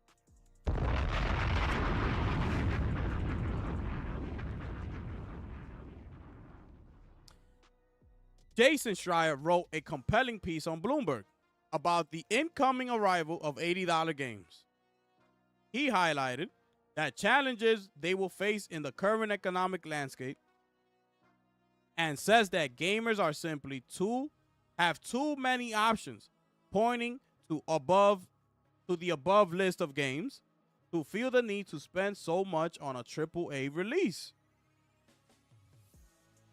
As we saw last year, the AAA space is clearly challenged. Star Wars Outlaws, Dragon Age The Veilguard, and Final Fantasy VII Rebirth were all big-budget AAA games of 2024 that, although decent, failed to deliver the results expected of them. So that's the answer. Make shorter, more focused games with smaller teams and sell it at a reasonable price. Sorted. Except 2023 was a wash with big pricey AAA blockbusters that did deliver the results expected, and then some. Games like Hogwarts Legacy, Diablo 4, Zelda Tears of the Kingdom, Spider-Man 2, Baldur's Gate 3. And this year, we've just seen a number for Kingdom Come Deliverance 2, Assassin's Creed Shadows, and a massive performance for Monster Hunter Wilds. There are similar contradictions in the live service space. It's clearly very hard to succeed here. We saw that last year with Suicide Squad, with X Defiant, and of course with Concord. But then we also saw huge numbers for Helldivers 2 and Marvel Rivals. How many exceptions to the rule do we need before it stops to become a rule? The reality is there are no hard rules on how to deliver a hit in a video game. But what I feel we are getting is a sense of clarity over what works and what doesn't. There's no exact formula, of course, and you can do everything right and still fail to find an audience. But whether you're a free-to-play live service game, a $50 AA new IP, or an $80 AAA action title, there is a route to success. There is a route to delivering a hit. Another strong opinion I read this week was from old stomping grounds at GameIndustry.biz. Rob Fairhey put together his take on the latest round of company financials and was alarmed by the apparent franchise obsession and lack of focus on new IP on display from the big companies. I understand his view. Focus has been the word in the industry for a while now, with major publishers doubling down on their big brands at the expense of trying new things. Well, mostly EA just published Split Fiction, and the likes of Microsoft, Sony, Take-Two, and Nintendo have all new things coming soon. Even Capcom has a new IP on the slate. But there's certainly a more conservative approach to greenlighting new ideas right now. And caution is not usually conducive to finding that next big hit. Ultimately, it's important for game companies to get their balance sheets under control. Fahey himself has frequently praised Capcom for its consistency in performance, and that's been entirely down to the firm's focus on delivering high-quality entries in the established Monster Hunter and Resident Evil franchises. It's only with costs under control can keep companies look to start investing in new ideas again. And we discussed this on this week's episode of the Game Business Show. To wrap up, okay? But also, the game industry isn't reliant on those big players to deliver creative innovation and industry growth. And the major public companies are focused less on new things, then that creates opportunities for everyone else. We are firmly in the age where a big hit is just as likely to come from a self-publishing indie or a Kepler or Raw Fury or PlayStack than it is a Ubisoft or an EA. All of this to say that for all very legitimate concerns, we are a hit-driven business. The entertainment industry is in general. Hollywood was having a rough 2023 until Barbie and Oppenheimer came along. At the start of 2024, game analysts were predicting a slow start to the year, only for Helldivers 2 and Power to blow up and change the narrative. As the video games industry grasps around for the next key growth engine, okay? As it seeks out that one business model or piece of technical innovation or distribution solutions that can unlock millions of new customers, perhaps the answer is really a lot more straightforward. What will determine the industry's success going forward? Its ability to create some truly special games that can excite, inspire, and move generations of players. Or put it another way, growth always comes from hits. And that's it for that article. Shout outs to Christopher Dring, for putting out this tremendous, incredible article here. This was unbelievable. That's why I knew I had to read it. Listen, man, he was right on the money in this whole entire article. He's right on the money with everything. It all depends, bro, on the game that these people are making. The thing is that these people want to be having agendas and start doing games to try to push certain agendas and do dumb stuff that don't be needing to be in games. That's the problem, bro. Just make a damn game. Stop trying to control people. That's the issue. That's why Split Fiction, that's why Joseph, he's like, yo, I don't want to hear about none of that. I just love making video games. I want something that the people can enjoy playing and have fun. And that's why his games come out the way they do. People calling Split Fiction to be nominated for Game of the Year. I'm halfway through that game. That's the game that me and Lady Gifted play for the members. We do members only live streams, and we stream that game.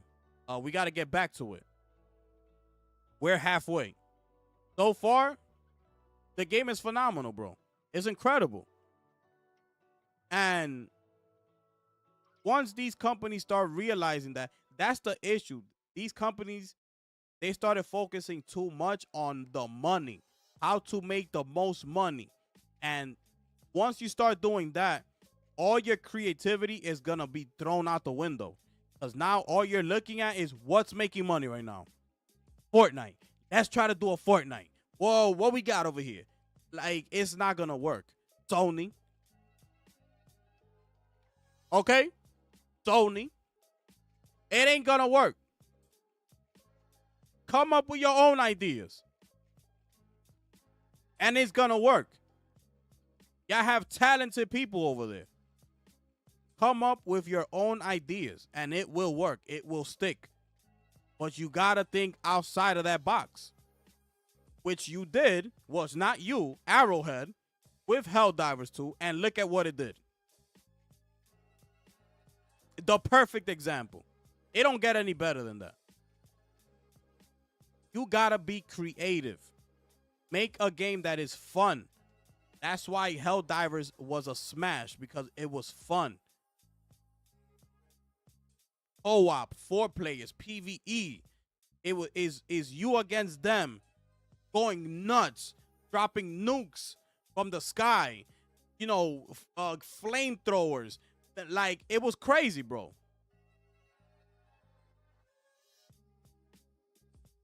Friendly Fire, which was huge to that game's success, by the way.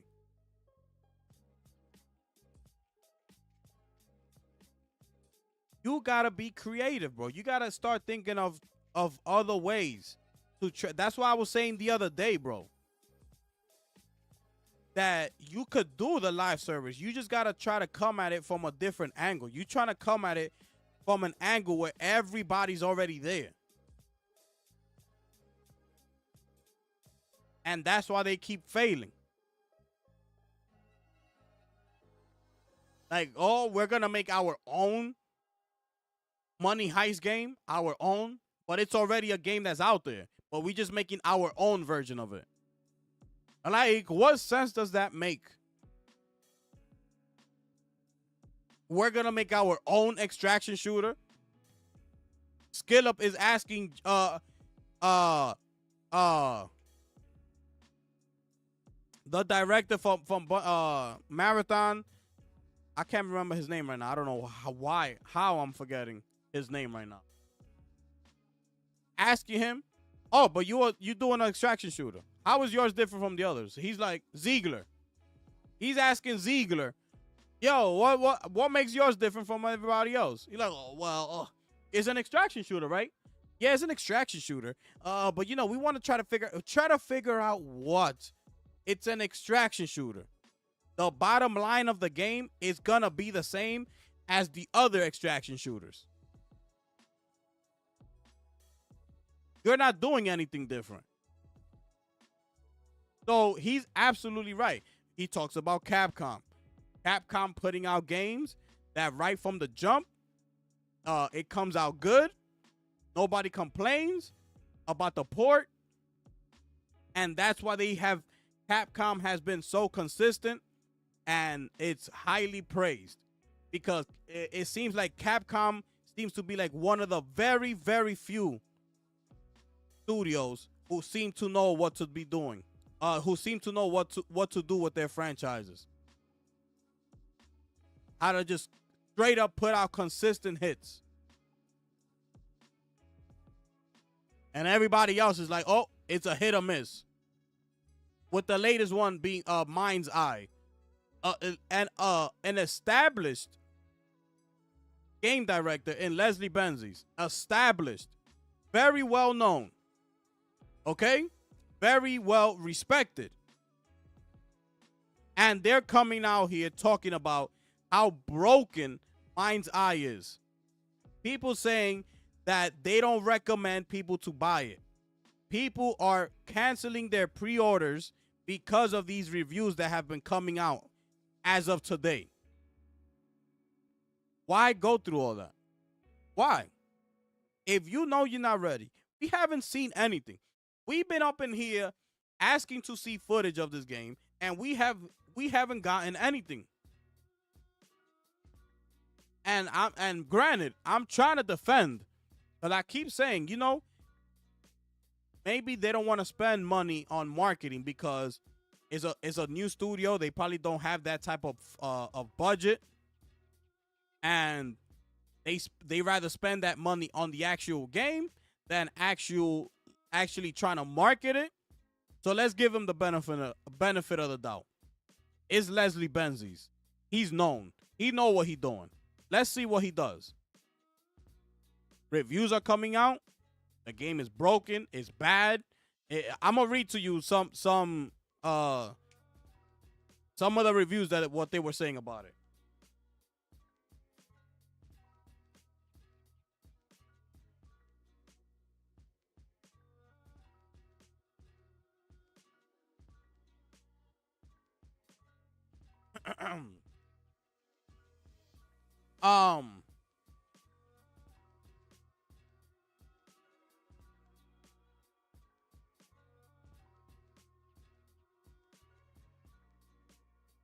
Hold up. Where I put that thing? Okay. Right, look, real quick. This is what they're saying.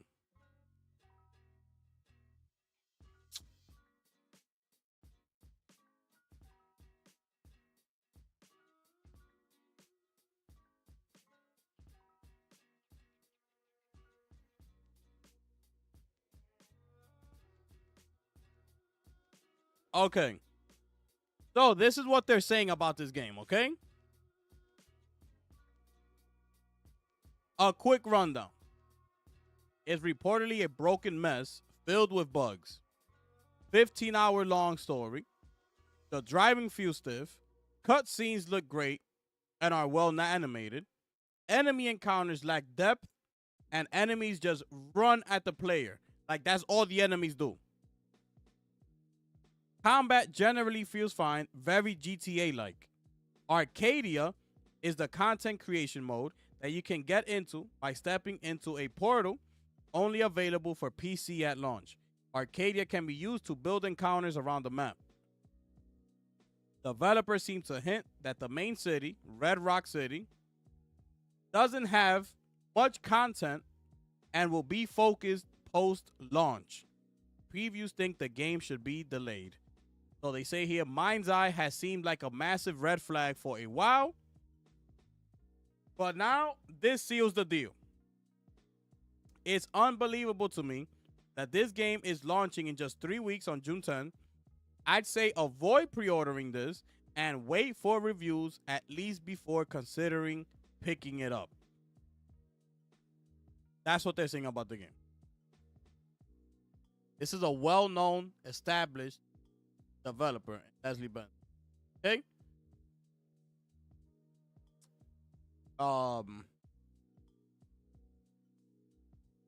So you look at this article, you look at that game, this is what we're talking about here. Make a good game.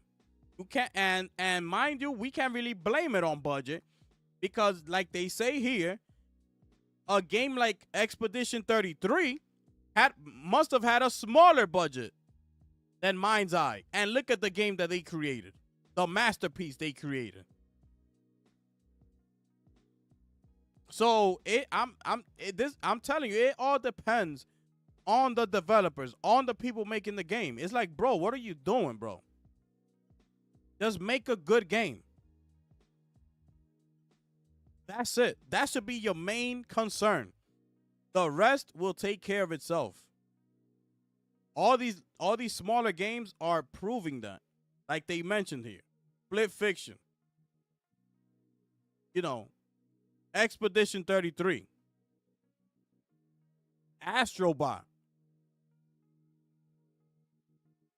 Like, bro, we can't even blame anything on budgets anymore.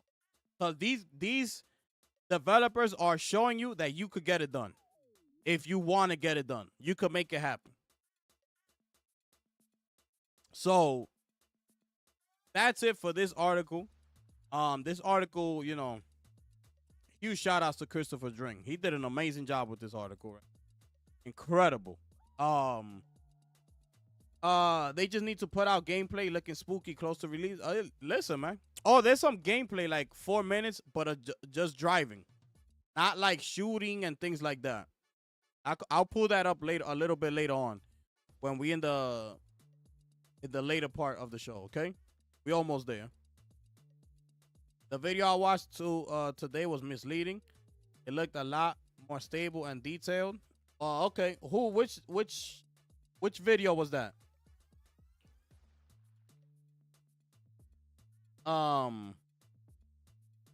But yeah, that's it for this article right here. Where was I?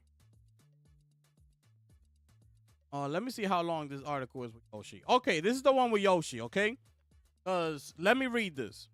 Because I want to make sure I read this right. I heard this right.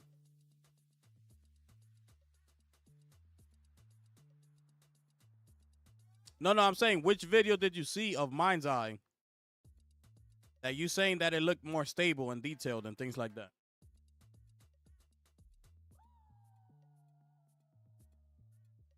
This is apparently Yoshi speaking on the $70, $80. So, speaking to Critical Hit Games, starting over here. In a video interview during the recent Gamescom Latam, Yoshida says, when you look at life in general, other products in price have increased. You know, way more.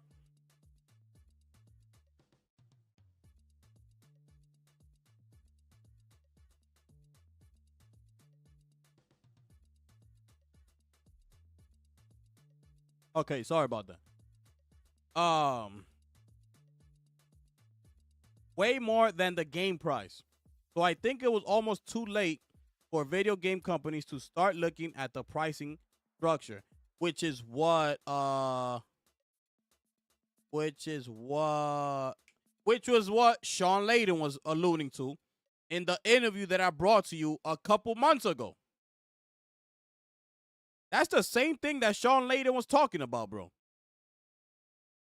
That he said that basically it would have been better for the video game industry to every generation increase the game price by $5. Every generation increase it $5, and people would have gotten used to it more than basically going from 70 to 80. It seems like a big jump in one shot.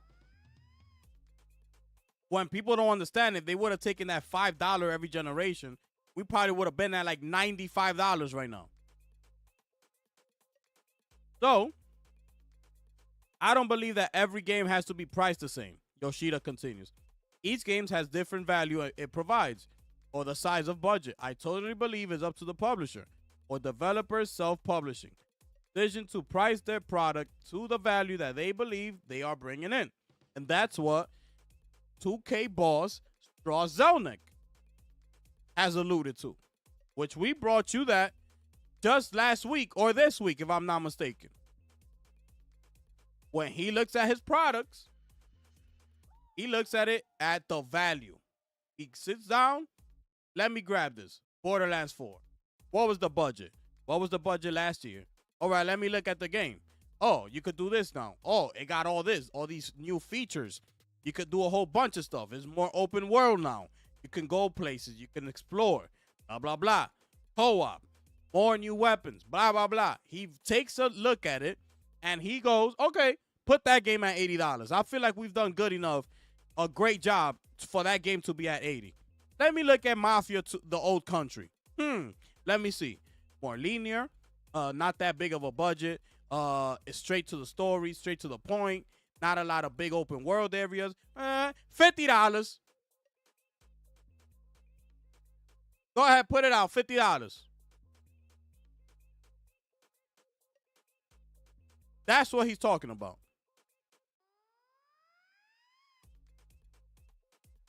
Nintendo, instead of Nintendo's out here, I think Nintendo's doing the same thing, though.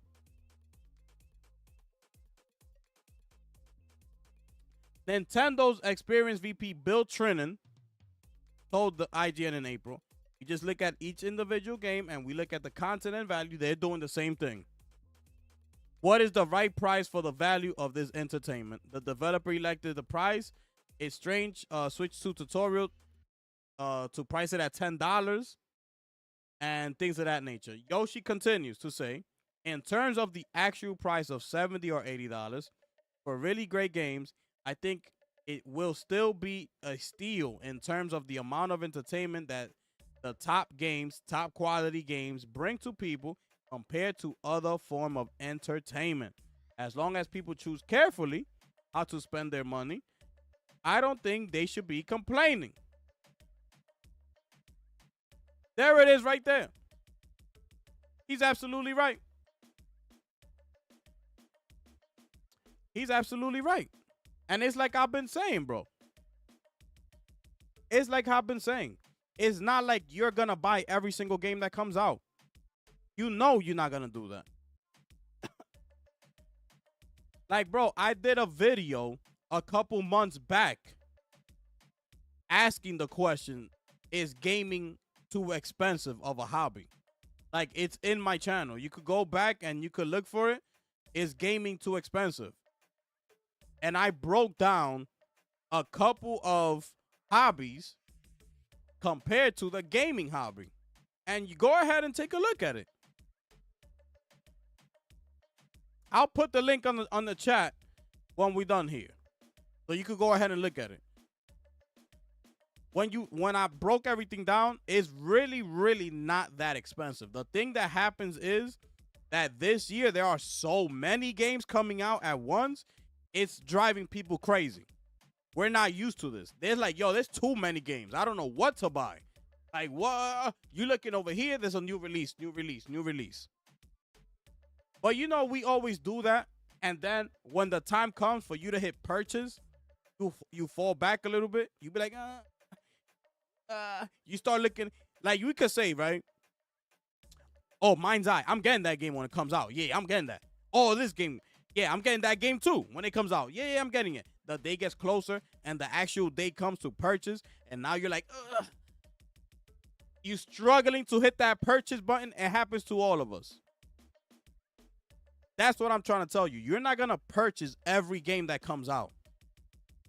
It might interest you. You're going to have to catch that game on a sale later on down the line. Because you're going to you really start to look at reviews. Damn, should I really buy it for 70? You start looking at reviews, start looking. I think that game could wait. Put it to the side. I'm going to wait. That's what generally happens.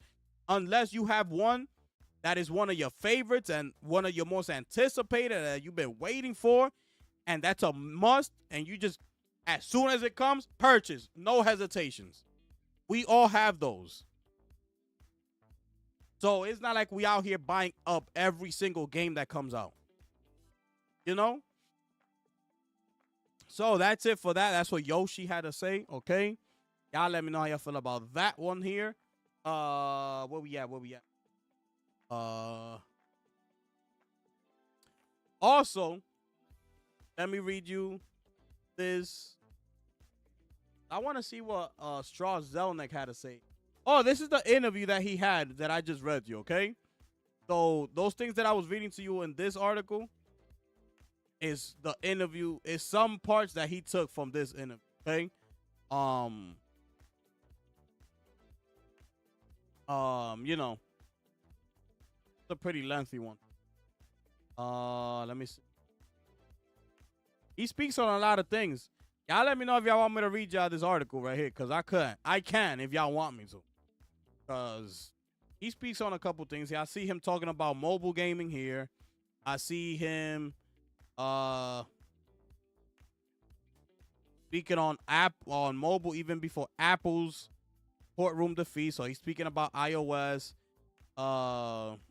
third-party games, finding it harder to succeed on Nintendo platforms, you know, things like that. Y'all could let me know. Let me see this article though. Woo! Shout outs to my brother Lunchi in the building. Lunchi, what's good? Yeah, you talking about that like 4-minute driving gameplay? That's the one you talking about?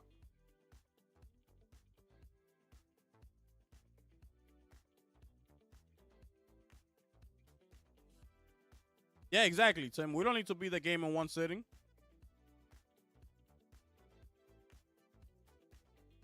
Absolutely. Absolutely.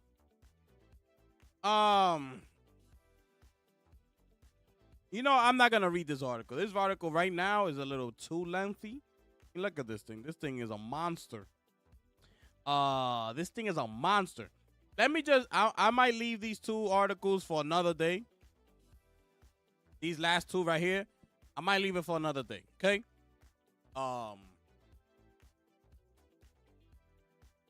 Maybe why I don't bring too much news here. But I do have some rapid fire news, okay? I do have some rapid fire news. So let me see. Hold on. Hold on a second.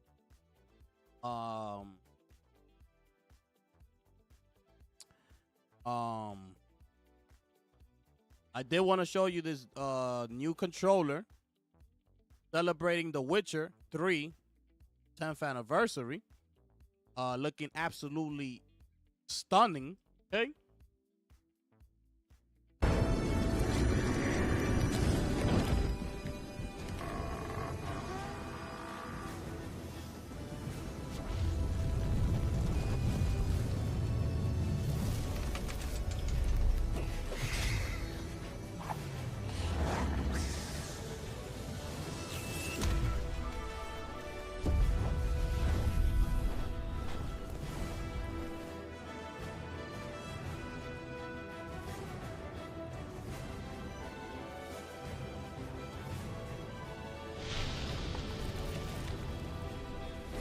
Bro, look at this control, bro.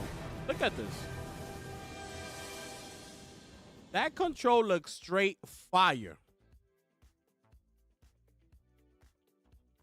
Fire. And you know what I love about it? That they have a standard version and they have the elite version.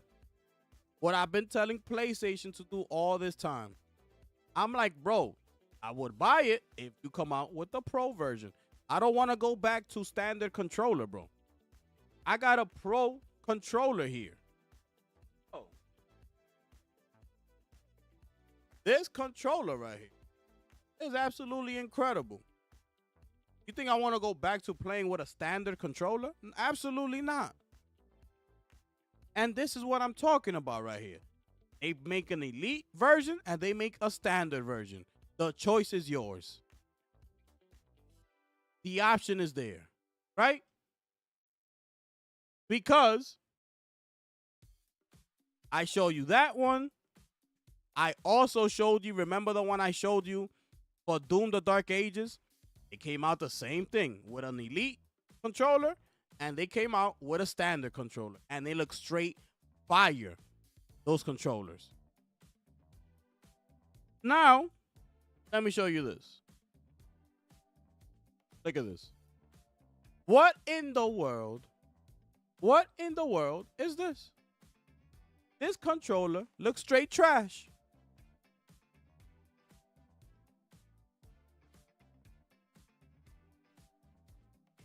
What's up with this controller, bro? What is this?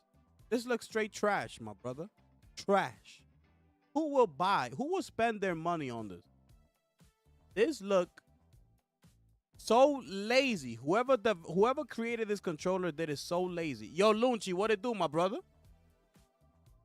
That gameplay you talking about? You talking about the one that he's driving the car? That 4-minute gameplay or something like that? Bro, look at this controller. This looks like the same as this one, bro. Look.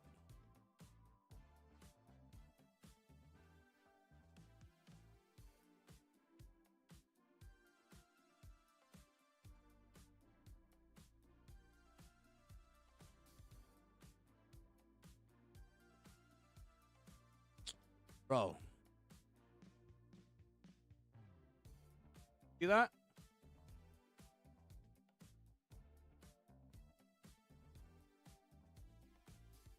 Look at this.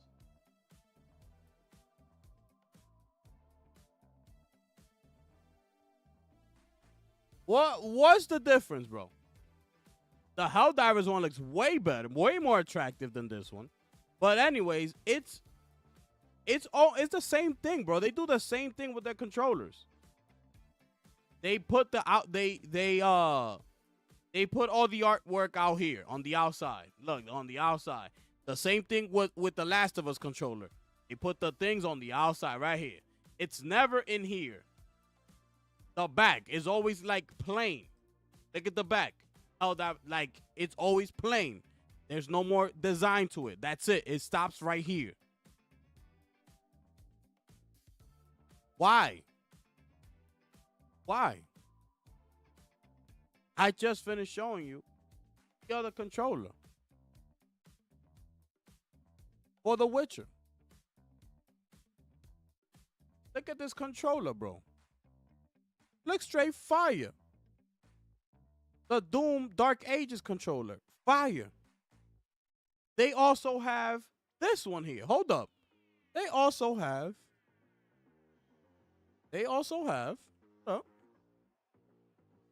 a Metaphor ReFantazio controller. Look at this controller. Look at this. Look at this. Who we kidding here, bro? Who we kidding here? Controller looks fire, bro. Looks different. The Starfield controller they came out with, that controller looked fire. And it goes on and on. All the customizations you could do with the Xbox controller. Going back to all those different colors they got. They came out with the ones that are see-through.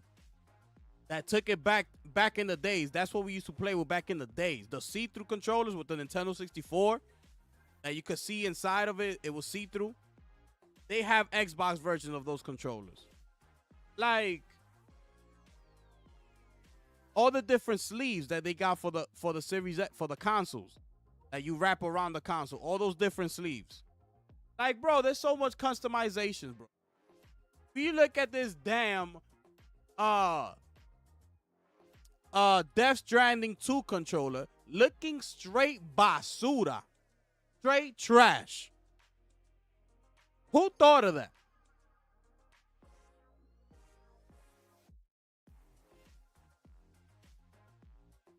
Unbelievable. Anyways, let me continue on with the rapid fire news, because apparently now Xbox on Windows is getting the GeForce Now. Okay? So now you're going to be able to choose from Xbox Cloud or GeForce Now. Right? Just like it's available. So this is going to be available on the Xbox app on Windows. They're getting that choice. I am telling you, bro. And let me break it to you in case you don't know. The GeForce is basically Xbox Cloud Gaming's competitor. Okay? That's his competition, bro. And Microsoft don't care. They're like, yo, you want to be in here? Get up in here. You sure? You sure? Well, I mean, we did see Satya and Jensen. I just showed you them partnering up. So that's Nvidia and that's Microsoft. The CEO Satya, the CEO Jensen. I just showed it to you. So now thinking about it, this actually sounds pretty normal in the world of Satya Nadella. But I just wanted to put it to you so you could understand that GeForce is the direct competition to Xbox Cloud. They're competing with each other. And mind you, GeForce is 20 times better than Xbox Cloud Gaming, by the way. Just putting that out there. And Satya don't give a damn. 9 times out of 10, you're going to want to pick GeForce now. Satya doesn't give a damn. Go ahead and pick it. That's why it's there. Go pick it. You like GeForce better than Xbox? Go pick it. I don't care. As long as you're on Microsoft. I'm telling you, bro. I'm trying to tell you. Trying to tell you. Oh, this is some other news right here. Apparently, a Halo Master Chief Collection port is being finalized for the Nintendo Switch 2. It's coming. People don't care. Let me see what else I got for you. Let me see what else.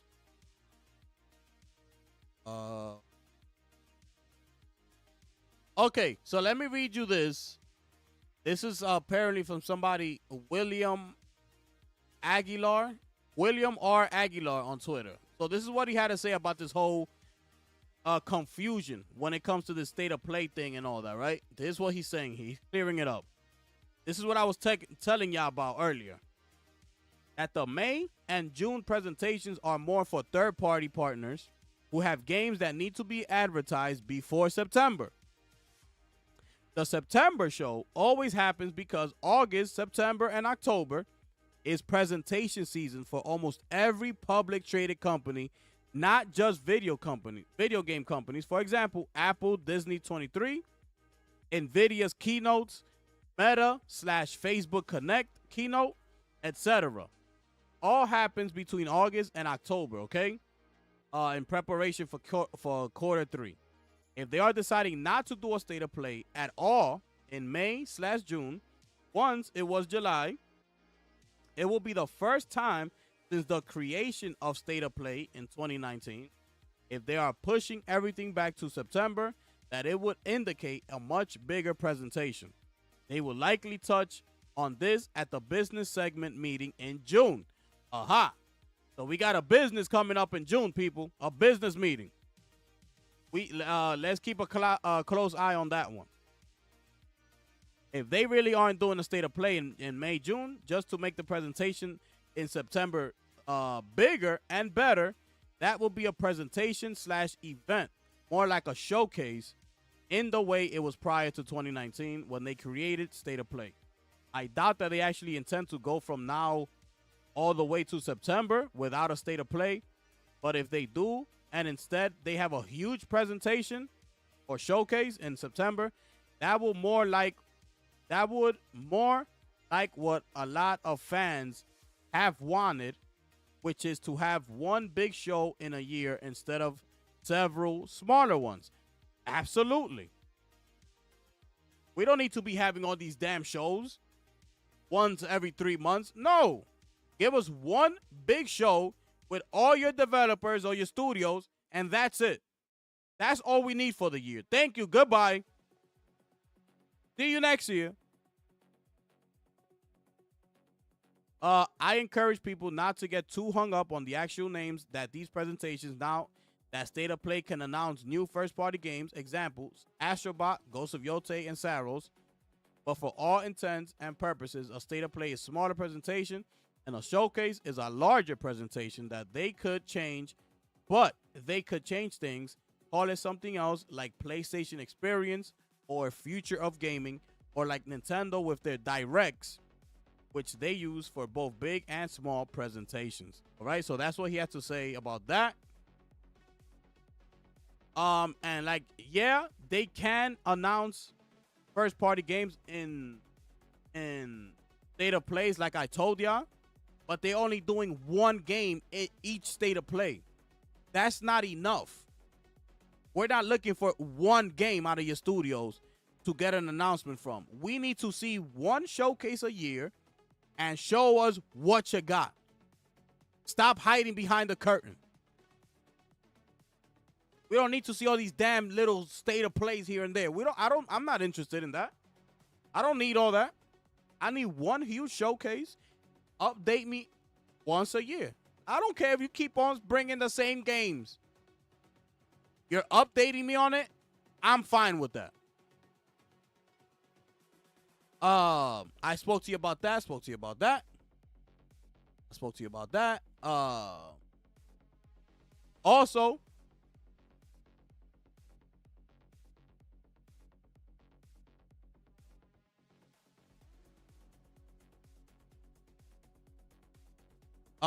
wait. Oh, also the Splitgate 2 open beta is live, by the way, on PC and console. So remember they did an open beta a couple months ago, and we was playing that here. It's back out, okay? It's back open real quick just to show you. It's free to play right now on PC and console, okay? That beta is back out. So just letting y'all know.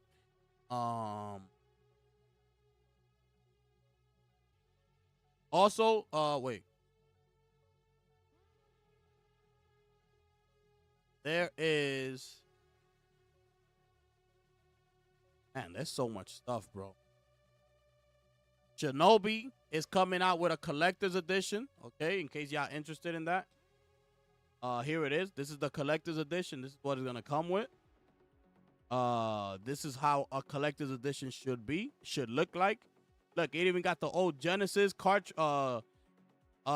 right here. Straight fire. You understand? Got a little statue right here. A Sega magazine. Sega Visions magazine. This is incredible, bro. A steel book. My goodness. And this is the classic edition, okay? So you get this in the classic edition. So many memories right here. Well, this is the one right here, the collectors. This is straight fire. So that's that right there. Okay. Wait a minute. I told you about the Splitgate slow clap. I gotta tell you about slow clap. The rematch beta begins on May 28th, running through May 31st. That's on Steam, PS5, and Xbox. Sign up here if you want to play the game. I'll put that in the link in the chat just in case y'all want to go ahead and sign up. I already signed up. I already played it the last time they came with it. So there it is. Go ahead and sign in. Sign up, and hopefully you get a chance at it, a crack at it, all right? Let me see what else. Also, Paul Tassi has something to say about the PlayStation Stars program being shut down, which we reported on yesterday here. He's saying here basically that he's 100% sure that this was originally meant to be an NFT thing. Then it pivoted to a loyalty thing.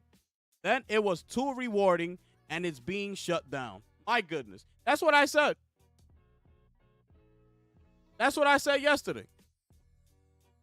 Making it too easy. People were getting rewards too easy.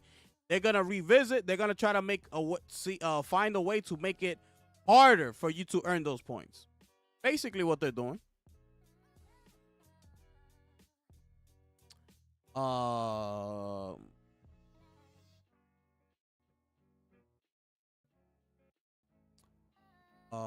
Also, the latest out of the Arc Raiders is this. Apparently, we might have some sort of countdown. Some people were able to retrieve the .exe left in the game files after the latest Arc Raiders update. KZRTS says comparing its hashes and the Steam Depot hashes makes this file legit. And this is hardly fakeable, okay? So this is what they're talking about, that we apparently have 15 days until we get something out of Arc Raiders, okay? And that day will be officially June 6th, right? So let's see. June 6th. Gonna keep an eye out. And we're gonna see if these people are actually legit. Bringing that to you right there. Today marks the 25th year of Perfect Dark releasing on Nintendo 64. My goodness. 25 years, bro. Unbelievable, bro. I cannot wait for Perfect Dark to come. 25 years. Let me see if I had something else for y'all. Bro, if y'all grew up in the 90s, bro. Bro, look at this picture, bro. You're gonna be like, nah.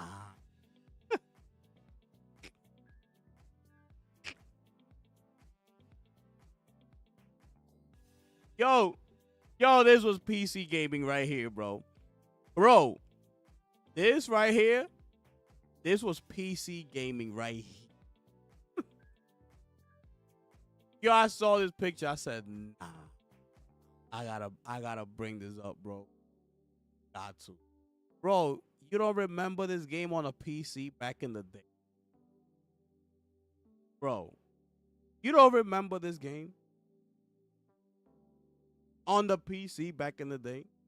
You had to climb, snowboard down this mountain, and then they used to chase you?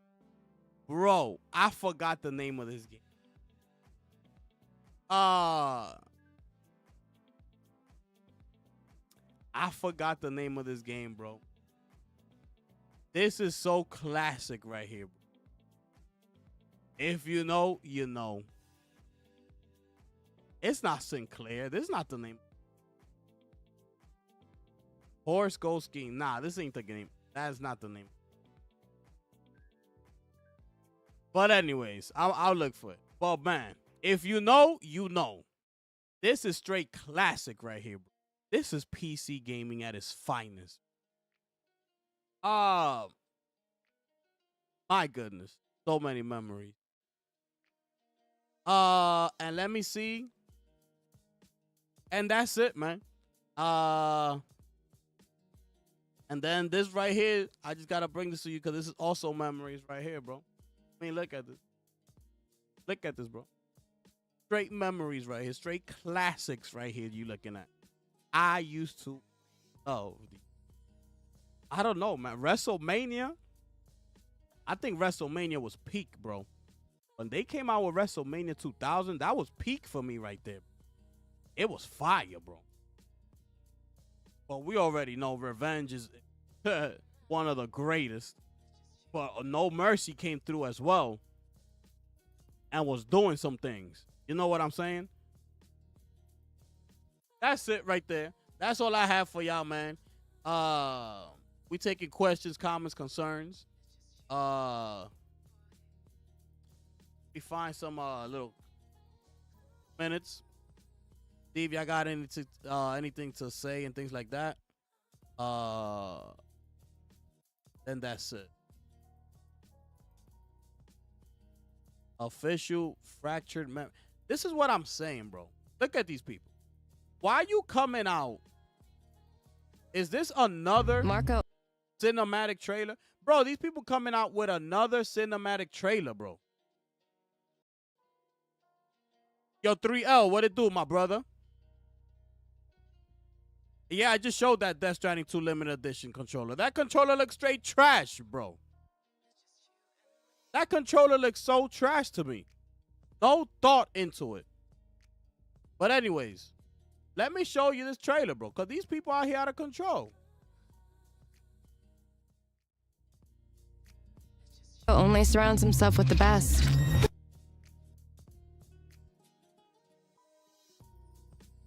Marco only surrounds himself with the best. Mr. Silva! Call me Marco. Everything the guy touches turns to gold. Machines do everything else for us.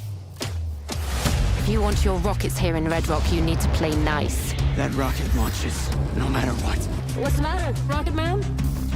You do right by me, and I'll take care of you. Understand me? Silvercorp's been compromised. I will not let them stop me.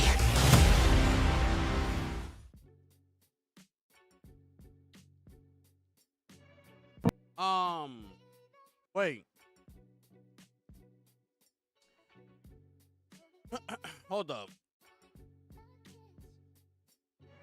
Wait. Let me see if I had to show you something else. Also, real quick, they got the Metal Gear Solid Delta Snake Eater official opening movie. Do you want me to show it to you here? Yes or no? Because it could be some potential spoiler. I'm leaving that up to y'all. Let me know, yes or no, and I will show you that trailer. It's official, by the way. It's not like a leaked footage or anything like that. It's an official trailer that you can go see on YouTube. But maybe you might not want to see it. Let me know. If you do, I'll pull up the trailer right now. It's the opening movie for Metal Gear Solid Delta Snake Eater. Let me know. Let me see what else. Oh, snap. Oh,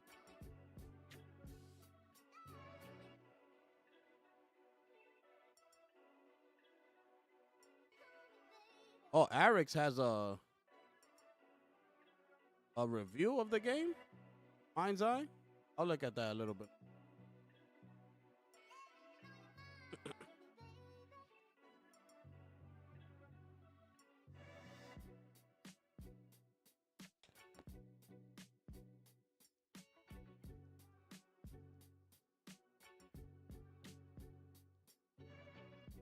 Oh, also Digital Foundry has something to say too. So I'm gonna show you that too, because I saw a Digital Foundry video earlier. They also had their take on the future of console gaming and PC gaming and things like that. So I could play that for y'all here as well. This story is gonna be short, bro. Yeah, I know. Show it. So wait. Don't y'all saying no? Y'all saying yes? What we doing? What we doing? It's out in the open public, so y'all gonna be able to see it anyways, whether y'all want to or not. I was just saying, do y'all want me to showcase it right here? FaZe, bro, what it do, my brother? Appreciate you being here, bro. Yeah, I just seen here that Arix, I believe he has some a review on it. I'm not sure if it is his own review, but he's over there talking about it. He got like a 10-minute video. I might see it later on to see if he got something interesting that he's actually saying about it. If he does, I'll bring it in for tomorrow's show, because we already done enough here today.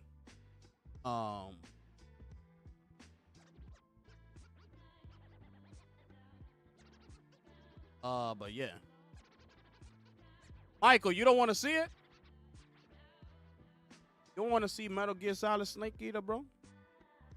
Come on, bro. Get hype, man. Get hype.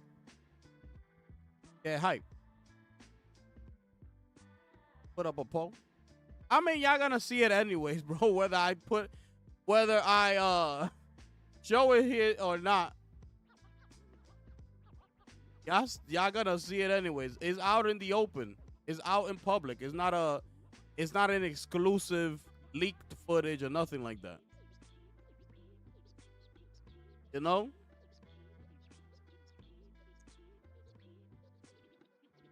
Let me see, because there's some people here, but nobody's talking. So let me just put the poll.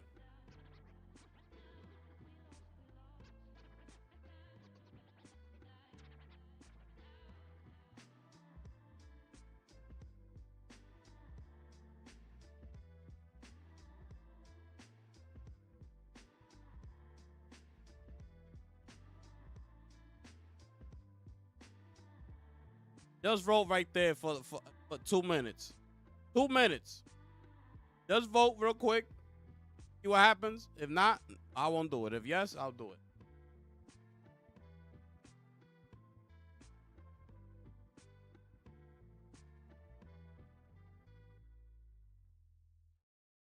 Nah.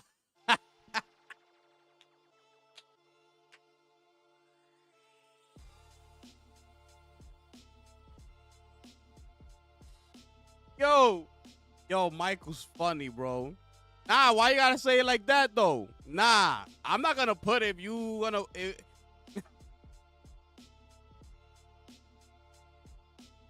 Yo, Michael's... Yo, Mike. You know what, Mike? I'm not gonna put it. If you don't want me to put it, I won't put it. I won't put it, my brother. You understand what I'm saying? I'll put the car chase footage of Mind's Eye. How about that?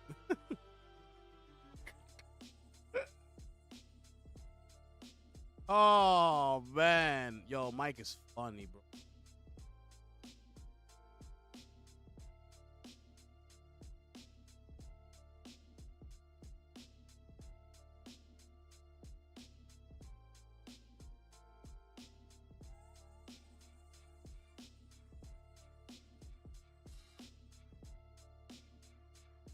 I get you. Nah, it's all good, bro. It's all good, bro. It's all good, bro. We're gonna play it. We ending the poll. How about that? Michael don't want to see it. We gonna end the damn poll. So let me see. Hold up. Hold up. Let me show you Digital Foundry. That's what I'm gonna show you. They're talking about their take on whether console gaming and PC gaming is gonna, if they're gonna be here, sometime in the future, right?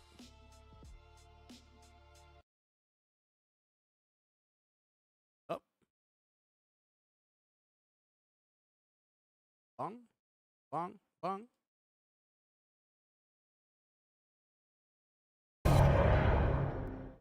Hello, my fellow tech enthusiasts! Double exclamation point. With Sony sticking to x86 hardware, leaning into PC ports, and the PS5 Pro landing a bit flat, is there a strong case for a PS6? SteamOS and handheld PCs now offer similar experiences, but with the bonus of running everything from PS1 classics to future AAA titles on one platform. Are we reaching the end of the quote-unquote fixed console era, or is there still room for a distinct PlayStation identity in the next generation? I'm going to go first to Alex on this one because, there is a future for gaming that is somewhat different, or certainly a different paradigm to the one that we're currently experiencing. Right. And you kind of got a taste of that at CES 2025. Yes, I did see some cool stuff at CES.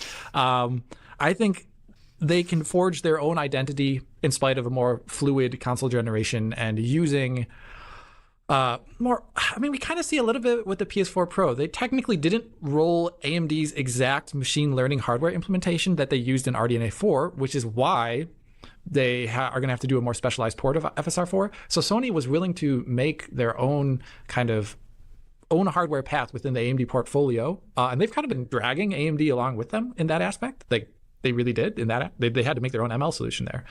And I think with the PS6, they're going to probably do something similar. I imagine whatever their ray tracing stack is going to be maybe have specific PS6 elements in it as well too. Kind of like we saw back in the day with the PS4 having like extra asynchronous compute engines and stuff like that. I think they're going to push a lot further in that direction, and then the ML direction too. And regarding the stuff I saw at CES, I still want to very much so caution against the large, like the language model presentations, as well as like any of the in-game avatar stuff that we saw, like with regards to neural facial rendering. I still think that is still very much so in the R&D phase. But the other stuff that I saw, neural textures, neural materials, any of the neural denoising that has now become a thing that you expect for heavy ray tracing titles on PC. I think that is something that Mark Cerny is going to want 100% for the next PlayStation 6. And it may not be so different than Xbox because I imagine their sites are on the same thing, but I imagine the hardware implementation is going to be different for those things maybe than what we see on Xbox, just because they started these conversations at a different time point and they have already, their own ecosystem built around it. So I definitely see they can still have somewhat of an identity, even if they're using, AMD off the shelf for a large part of it. Mm-hmm. Yeah, John? Man, that's a difficult one. Are we reaching the end of a fixed console era? I think there's still room for distinct identity, for sure. Especially, there's been the rumors about them embracing a handheld as well. I don't know. Between Nintendo and Sony, I don't think that's ready to change just yet. Maybe beyond that next generation, we start to see an issue, but right now I still think we'll see a normal next generation from at least Nintendo and Sony. So I don't think it's necessarily the end yet.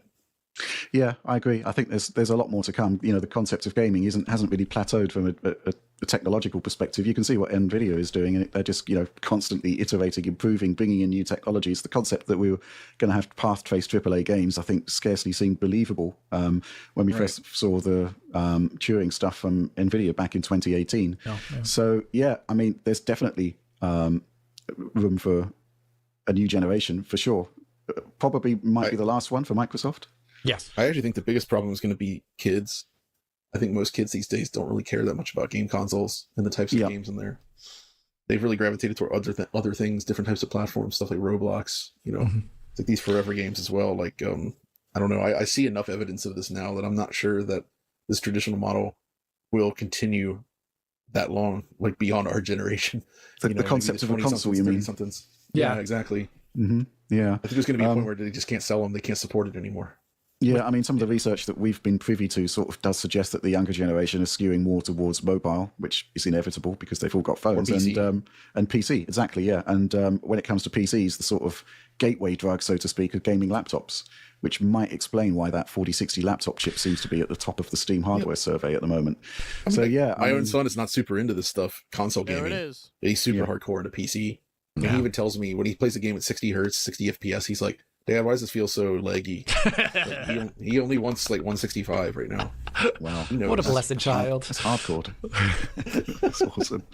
Yeah, so I think there will be, Sony will definitely have a new console generation, but I think, further on down the road, actually getting younger gamers to engage with consoles is probably going to be their key challenge.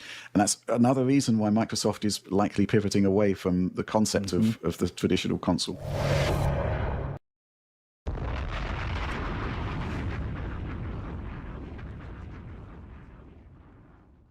Bringing it to y'all. I keep telling y'all. All the information y'all want is right here. I'm telling y'all, y'all rocking with the gifted one, ladies and gentlemen. My goodness. It's unbelievable. Ain't this kind of like the same thing I've been saying?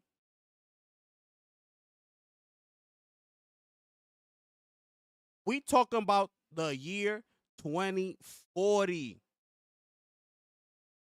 For the next generation, PlayStation 7. Okay, 2040. That's what I'm saying.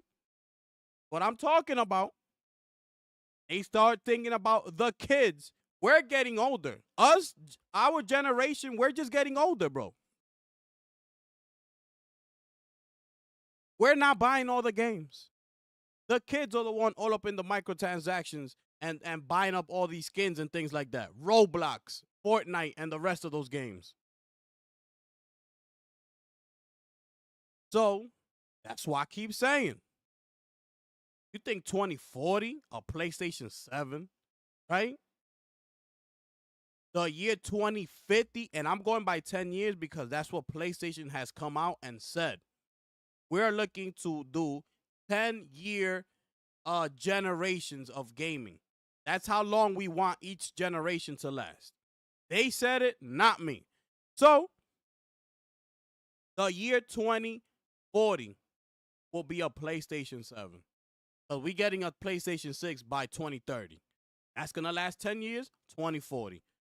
The PlayStation 8, the year 2050. That's what I keep saying. You think these people still going to be out here creating consoles by the year 2050?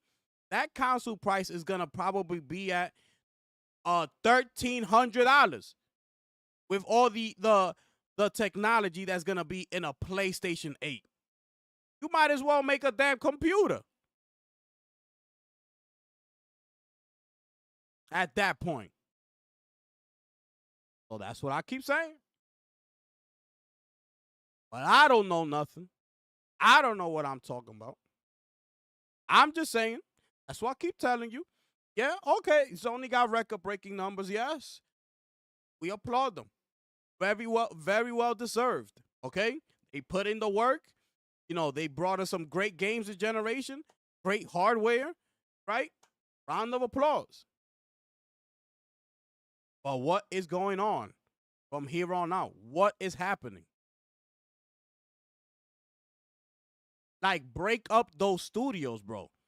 These bigger studios like Naughty Dog, you know, the big boys, Santa Monica, Insomniacs, things like bro, break up these studios. Start pushing out games, bro. Your names need to be out there. Y'all too silent. Coming out with one game each generation ain't gonna cut it. You talking about one game and you want to disappear for the entire generation? Bye. We don't hear from you no more. That's not gonna cut it. Start breaking up these studios into teams of 2 or 3. Start producing games. Your Naughty Dog logo needs to be appearing in more screens. More than usual, which is once a generation. That's all we're seeing. That Naughty Dog logo does not pop up enough on people's screens. Santa Monica, where you at? Y'all need to start producing, bro. Insomnia got tired. They're like, bro, where the hell these people at? We need time to sit back and start and focus on Wolverine, especially after that breach we had. We've been holding y'all down for this whole generation, bro. Ratchet and Clank and all those Spider-Man games. Like, where everybody at? So that's why I don't put a lot of blame on Insomnia, because they've been doing what they got to do. Ratchet and Clank was incredible. Miles Morales, Spider-Man 2, unbelievable games. Unbelievable. Where everybody at? How smart with Returnal? They're already coming out with their next game next year. Early next year. Where everybody at? We don't hear from nobody else. I'm telling you, that showcase better be lit. I'm telling you right now. When they announce the showcase, I better see every single damn studio under the Sony umbrella coming out with something. I don't want to hear nothing from nobody. All of them better appear. I don't want to see no third party, bro. I don't want to see it. When they do that showcase, I don't want to see it. Save that for a state of play, which is going to be coming in June. Save those third-party games for that day. Because when September comes and it's a showcase, it's showtime. It's time for the big boys to come out. Where you at? I don't want to hear nothing from no third party on a Sony showcase. Show me everything that y'all doing. Where are you?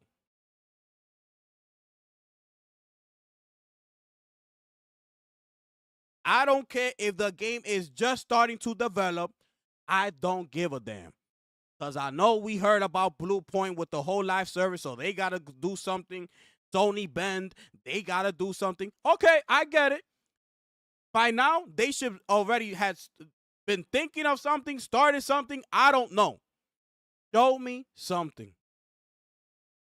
And these projects that Neil Druckmann's been talking about, yapping his mouth about, I want to see them.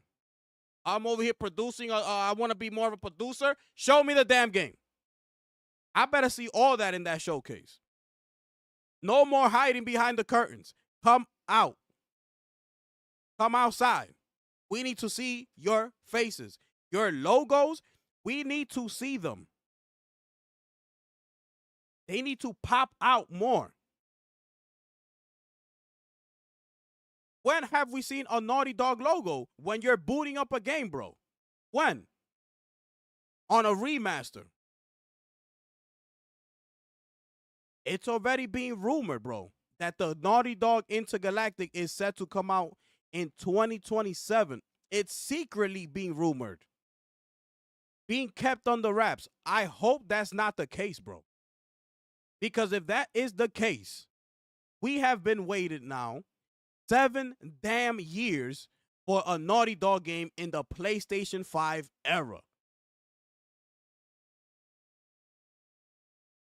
Okay? And by the time that comes out, the PlayStation 6 is right around the corner.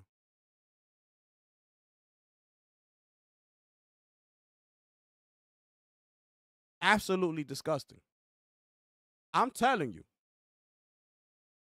The moment they announce that they're doing a showcase, I'm going to expect very big things out of Sony in that showcase. Very. Ain't no shortchanging nothing. That's what you got your little state of plays for. Go shortchange those. Go do whatever you got to do over there. But when you start talking about you finally coming with a showcase, your asses better bring it.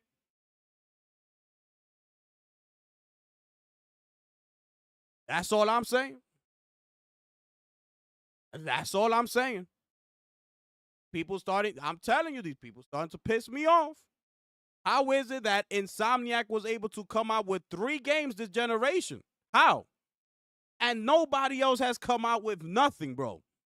How is that possible? That's why I give all the leeway to Insomniac after what happened to them. Go ahead. You deserve a break. Take your time. Go work on that Wolverine game. Go ahead. You've done enough already this generation. Thank you very much, Insomniac. You've been wonderful. Where everybody at?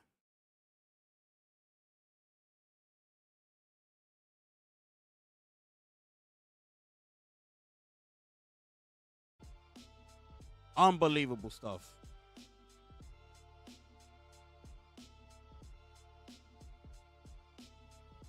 We taking questions, comments, concerns, ladies and gentlemen. I'm going to get to y'all right now. Right now.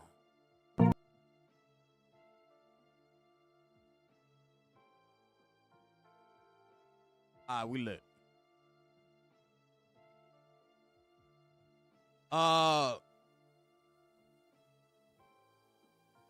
Full of modders and cheaters. Try to play GTA Online on PC and you will see. Oh, I know.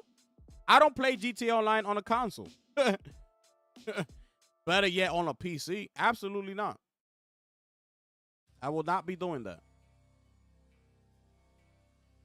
I understand what you're saying, but this is a hiccup due to Jim Ryan frenzy chasing live service games. They're already fixing this, but it will take some time.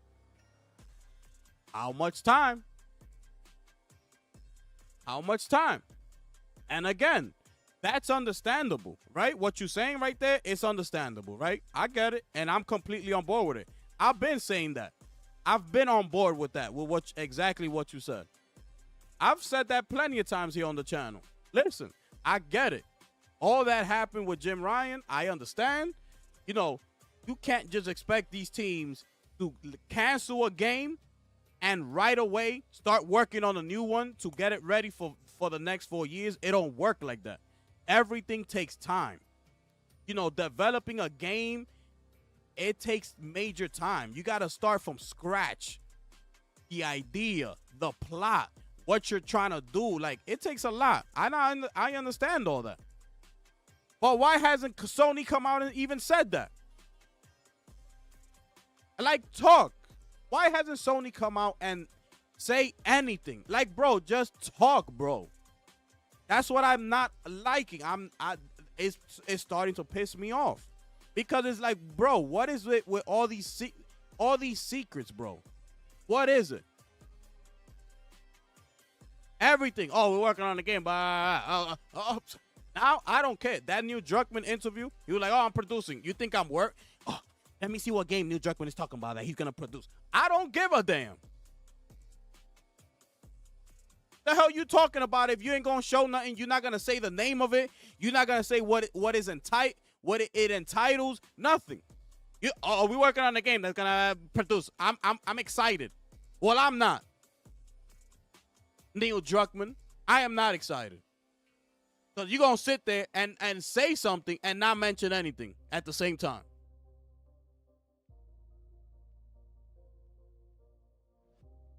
So, like I said, I understand everything that happened. But come out and talk. That's all you gotta do. Talk. Listen, man, we having a hard time out here. We was expecting this, but this happened, and now we over here working with Ben Studios. We're trying to figure out if we're trying to do Days Gone 2, if that's gonna be something that we should look forward to doing. Or should we focus? Like, bro, talk. Why you gotta be with all these secrets, bro? I don't understand. I don't understand it. Like, bro, it's 2025. Where the hell you at? The first game to come from Sony in 2025 is gonna be Ghost of Yotei. First party studio is gonna be Ghost of Yotei. You know when that game is coming out? October.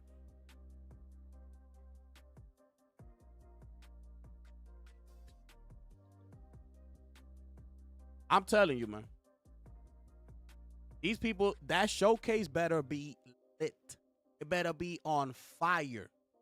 I better come out of it and be like, yo, we lit. Like, it's showtime, people. Get ready. I'm telling you, I better come out of that showcase. Woo wee. Because if I don't, I'ma set it off up in here. It's straight facts. I better not start seeing all these third party. Oh, here goes another third party. Here goes another third party game. Here goes another third party game. First party. Another third party. Oh, here goes another third party. VR. Another VR. First party. By the time we know it, the showcase is over. They've showed like 3 first party titles, and the showcase is over. I better not see that. Better not see that. Better not see that. They don't have enough teams for a first. That's what I'm saying. They need to start breaking up these teams. Their studios are big enough to be broken into 2 teams and be working on games simultaneously. Because, listen, man, nobody told you to spend all that money. That's not our problem. If Jim Ryan decided to do what he did, if they decided to buy up Concord and release that, if they decided to spend money on Bungie, if they decided to spend money on Jade Raymond with her own studio, if they decided to spend money on Jason Blundell and his own studio, if they decided to do whatever the hell they doing, that's not my problem. That's their problem. Their problem failed. So guess what? You just want us to wait until you fix the problem and go back to your old ways and be like, oh, okay, wait. So now we got to focus on this all over again. All right, let's come out with a new game. Damn, but that's not going to be until like 2030. Well, that's the time we got. That's what like, nah, bro. They got to start breaking up these teams into 2 and be working on games simultaneously. We need to start seeing more of those logos appear on our screens. More. We don't see them enough. A Santa Monica logo popping up when you booting up your PlayStation or whatever. That Santa Monica logo, we don't see it enough. That Naughty Dog logo, we don't see it enough. We're just seeing a bunch of third-party logos every time we boot up a game. Because that's all we're playing. It's third-party games. All you're seeing is third-party logos all up in your screens. Third-party. That's all we're playing. Third-party. Like, bro, where them first parties at? I want to see Naughty Dog on my screen. That's what I want to see. And I could give a damn about no third party. If you asking me what I'm going to take, a Naughty Dog or third party, give me a damn Naughty Dog game. I'd rather see that brand pop up on my screen than a third party game. And we're not getting that. These people are professionals. Naughty Dog is the best of the best we talking about. You telling me they can't bring that studio and break it down into two and start working on games due to the fact that they've been taking so long? At least for the next couple years to put out at least 2 or 3 titles. So, so they could weather the storm a little bit. I'm like, boom, boom. All right. Boom. All right. We going back because we got to focus on The Last of Us Part 3. We trying to end the trilogy. So we're going to take some time. You understand? All right. Bet. Go ahead and do that. Thank you. Gave us 3 solid games from Naughty. Thank you, Naughty Dog. Thank you for doing that. Go ahead, go back and reshape your team and go start working on Last of Us Part 3. Go ahead, because we know it's gonna be a straight banger. So we gonna wait. But thank you. At the same time, we gonna be getting games from Santa Monica. Boom, boom. Here you go. Yo, hold that for right now. We gotta go back in the lab because we're working on the new God of War, whatever the hell they working. Bro, they could do whatever they want, bro. The thing is that they don't want to. They're taking too long. And they don't want to do... Like, I don't understand, bro. I don't understand.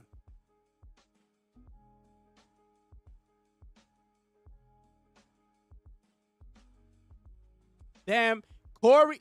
Listen. Santa Monica, understand this. Santa Monica... Jeff Grubb just finished reporting it, that Cory Barlog has been working on that sci-fi game that we've been waiting on all these years. He's been working on that sci-fi game since 2018. Okay? 2018. You want me to count? 19, 2020, 21, 22, 23, 24, 25. That's 7 years. We're not going to get the game this year, right? We're not going to get this game in 2025. So guess what? The earliest possible is going to be 2026. You know what's 2026? Bang, add on another year. That's 8 years. Where the hell is this guy at? This is what I'm talking about. This is why I'm so pissed. You telling me you've been out here for 8 years and you ain't got nothing to show us. Nothing. Nothing. Nothing. Nothing. These people have lost their damn minds. If you think I ain't gonna sit up here and open up my mouth. 8 years working on this damn game? Where the hell you at? 8 years? 8 years.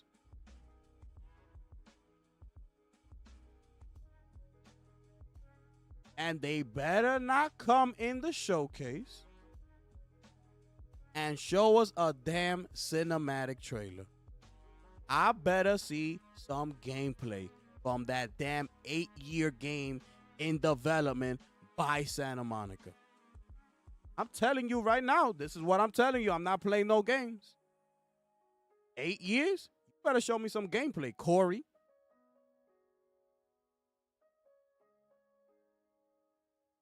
PlayStation's letting these people do whatever the hell they want. That's the problem. That's the problem. I would have blamed, yo, my man, what y'all doing over here, bro? You don't see what's going on outside? Nah, what? Nah, what? Nah, what? Companies over there going down in shambles, bro. You don't see what's happening out there? We nowhere to be found. Everybody else is out there having a blast. And we out here not doing a damn thing. Crazy, bro.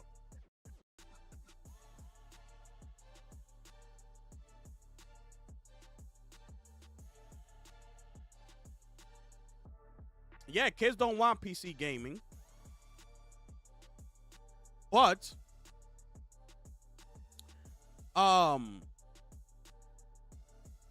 if they're gonna be on console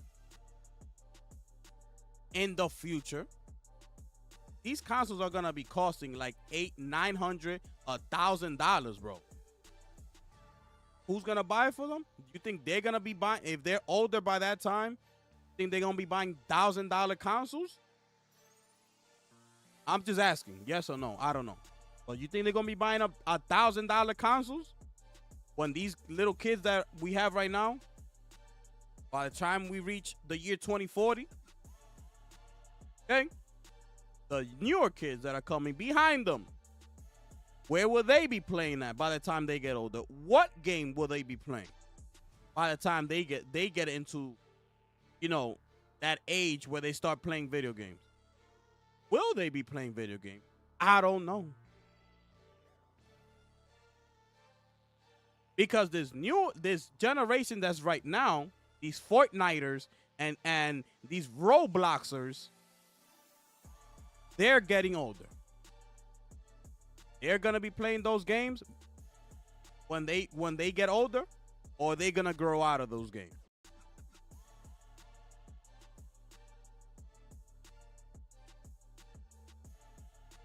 So it's like, what's going on?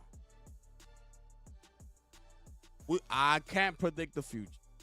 I'm just trying to paint a picture. I'm just trying to throw out ideas, just so you could know.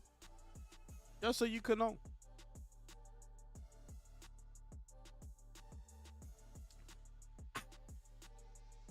Oh, PlayStation, where are you?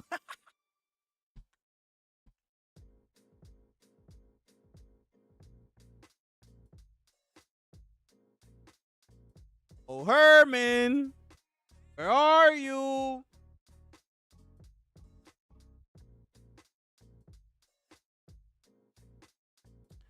Oh, man. These people crazy, bro. People crazy.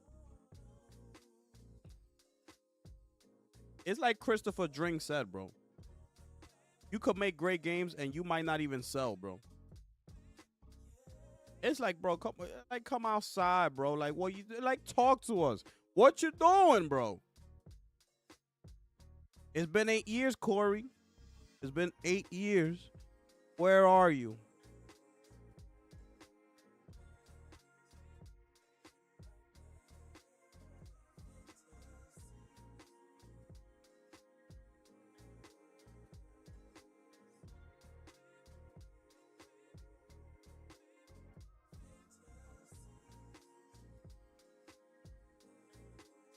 They haven't utilized the PS5 yet. That's the whole thing. I agree with you. They haven't utilized the PS5 yet. And we already moving into the second half of the generation. Where's everybody at? Exactly my point. Where is everybody at? You know who utilized the PS5? Housemarque, Insomniac, and Team Asobi. You know how many other studios PlayStation got? Where you at?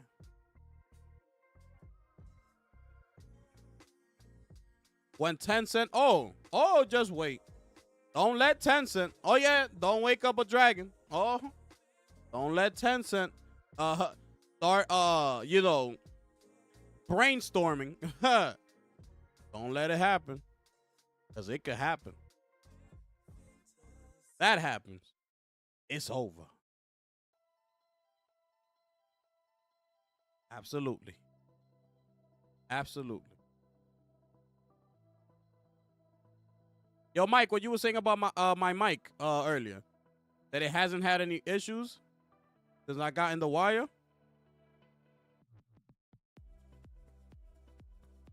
Yo, we gonna last a couple minutes and we up out of here, people.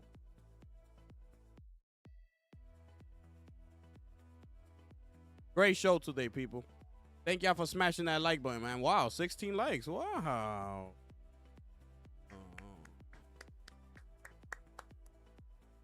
Nice. Round of applause for everybody out there. Good. So kind of you.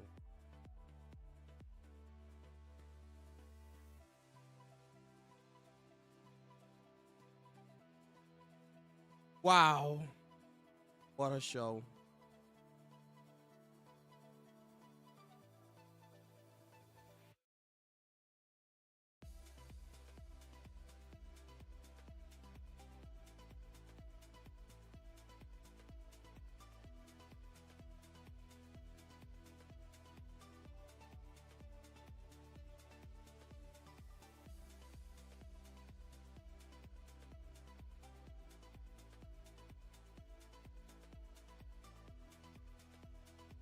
Oh, Call of Duty's coming out with a new zombie thing. Hold up.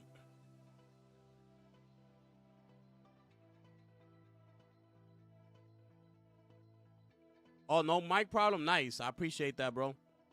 Let me show you this Call of Duty stuff.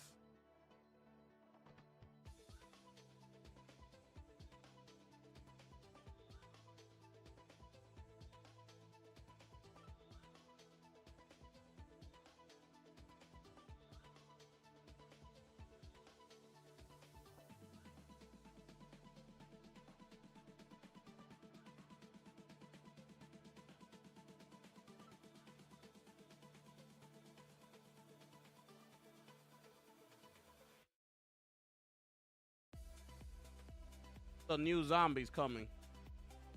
It sounds good.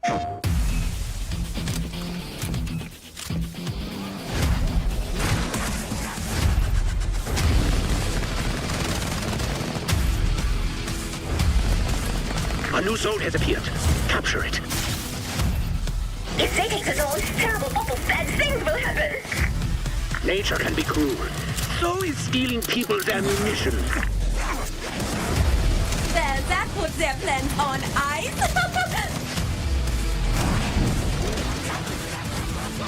Fetch me their souls!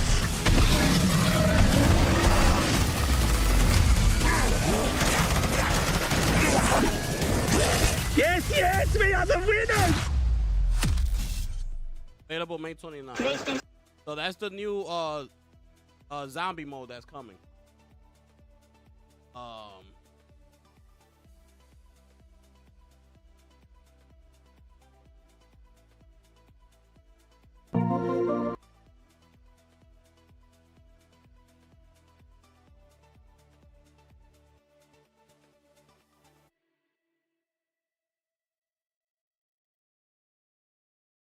That thing about that.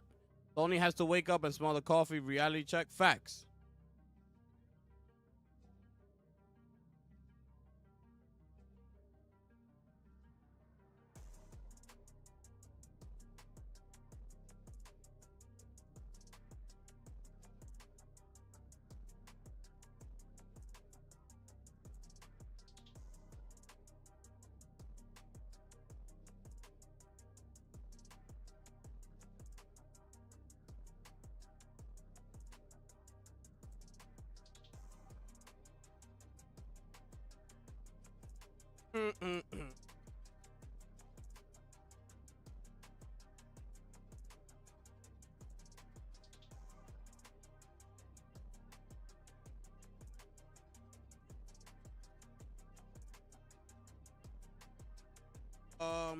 But yeah, man.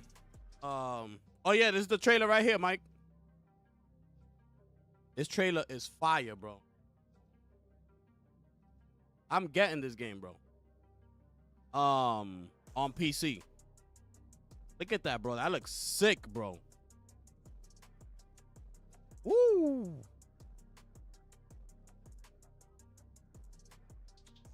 That looks sick, bro.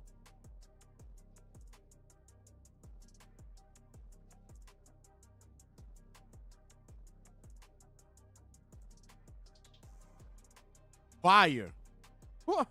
What?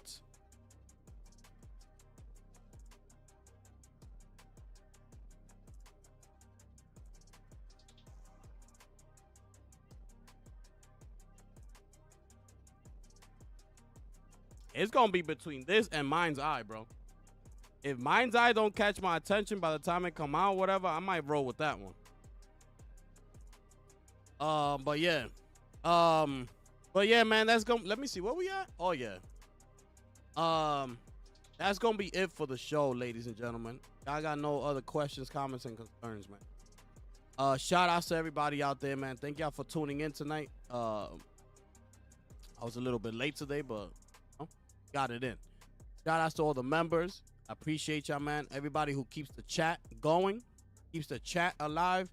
I appreciate y'all. It goes a long way, so thank you. Everybody who smashed the like button, shared out the streams as well. Thank y'all so much. If you're interested in the memberships, that link is pinned at the top of the chat. Make sure I go ahead and click that and see what we got to offer up in here. Those of y'all on Twitch, appreciate y'all, man. Appreciate it. Thank y'all so much for tuning in. And with that being said, y'all enjoy the rest of your night. It is your boy, the gifted one here, gentlemen. And I'm going to catch y'all on the next one. I'm gone.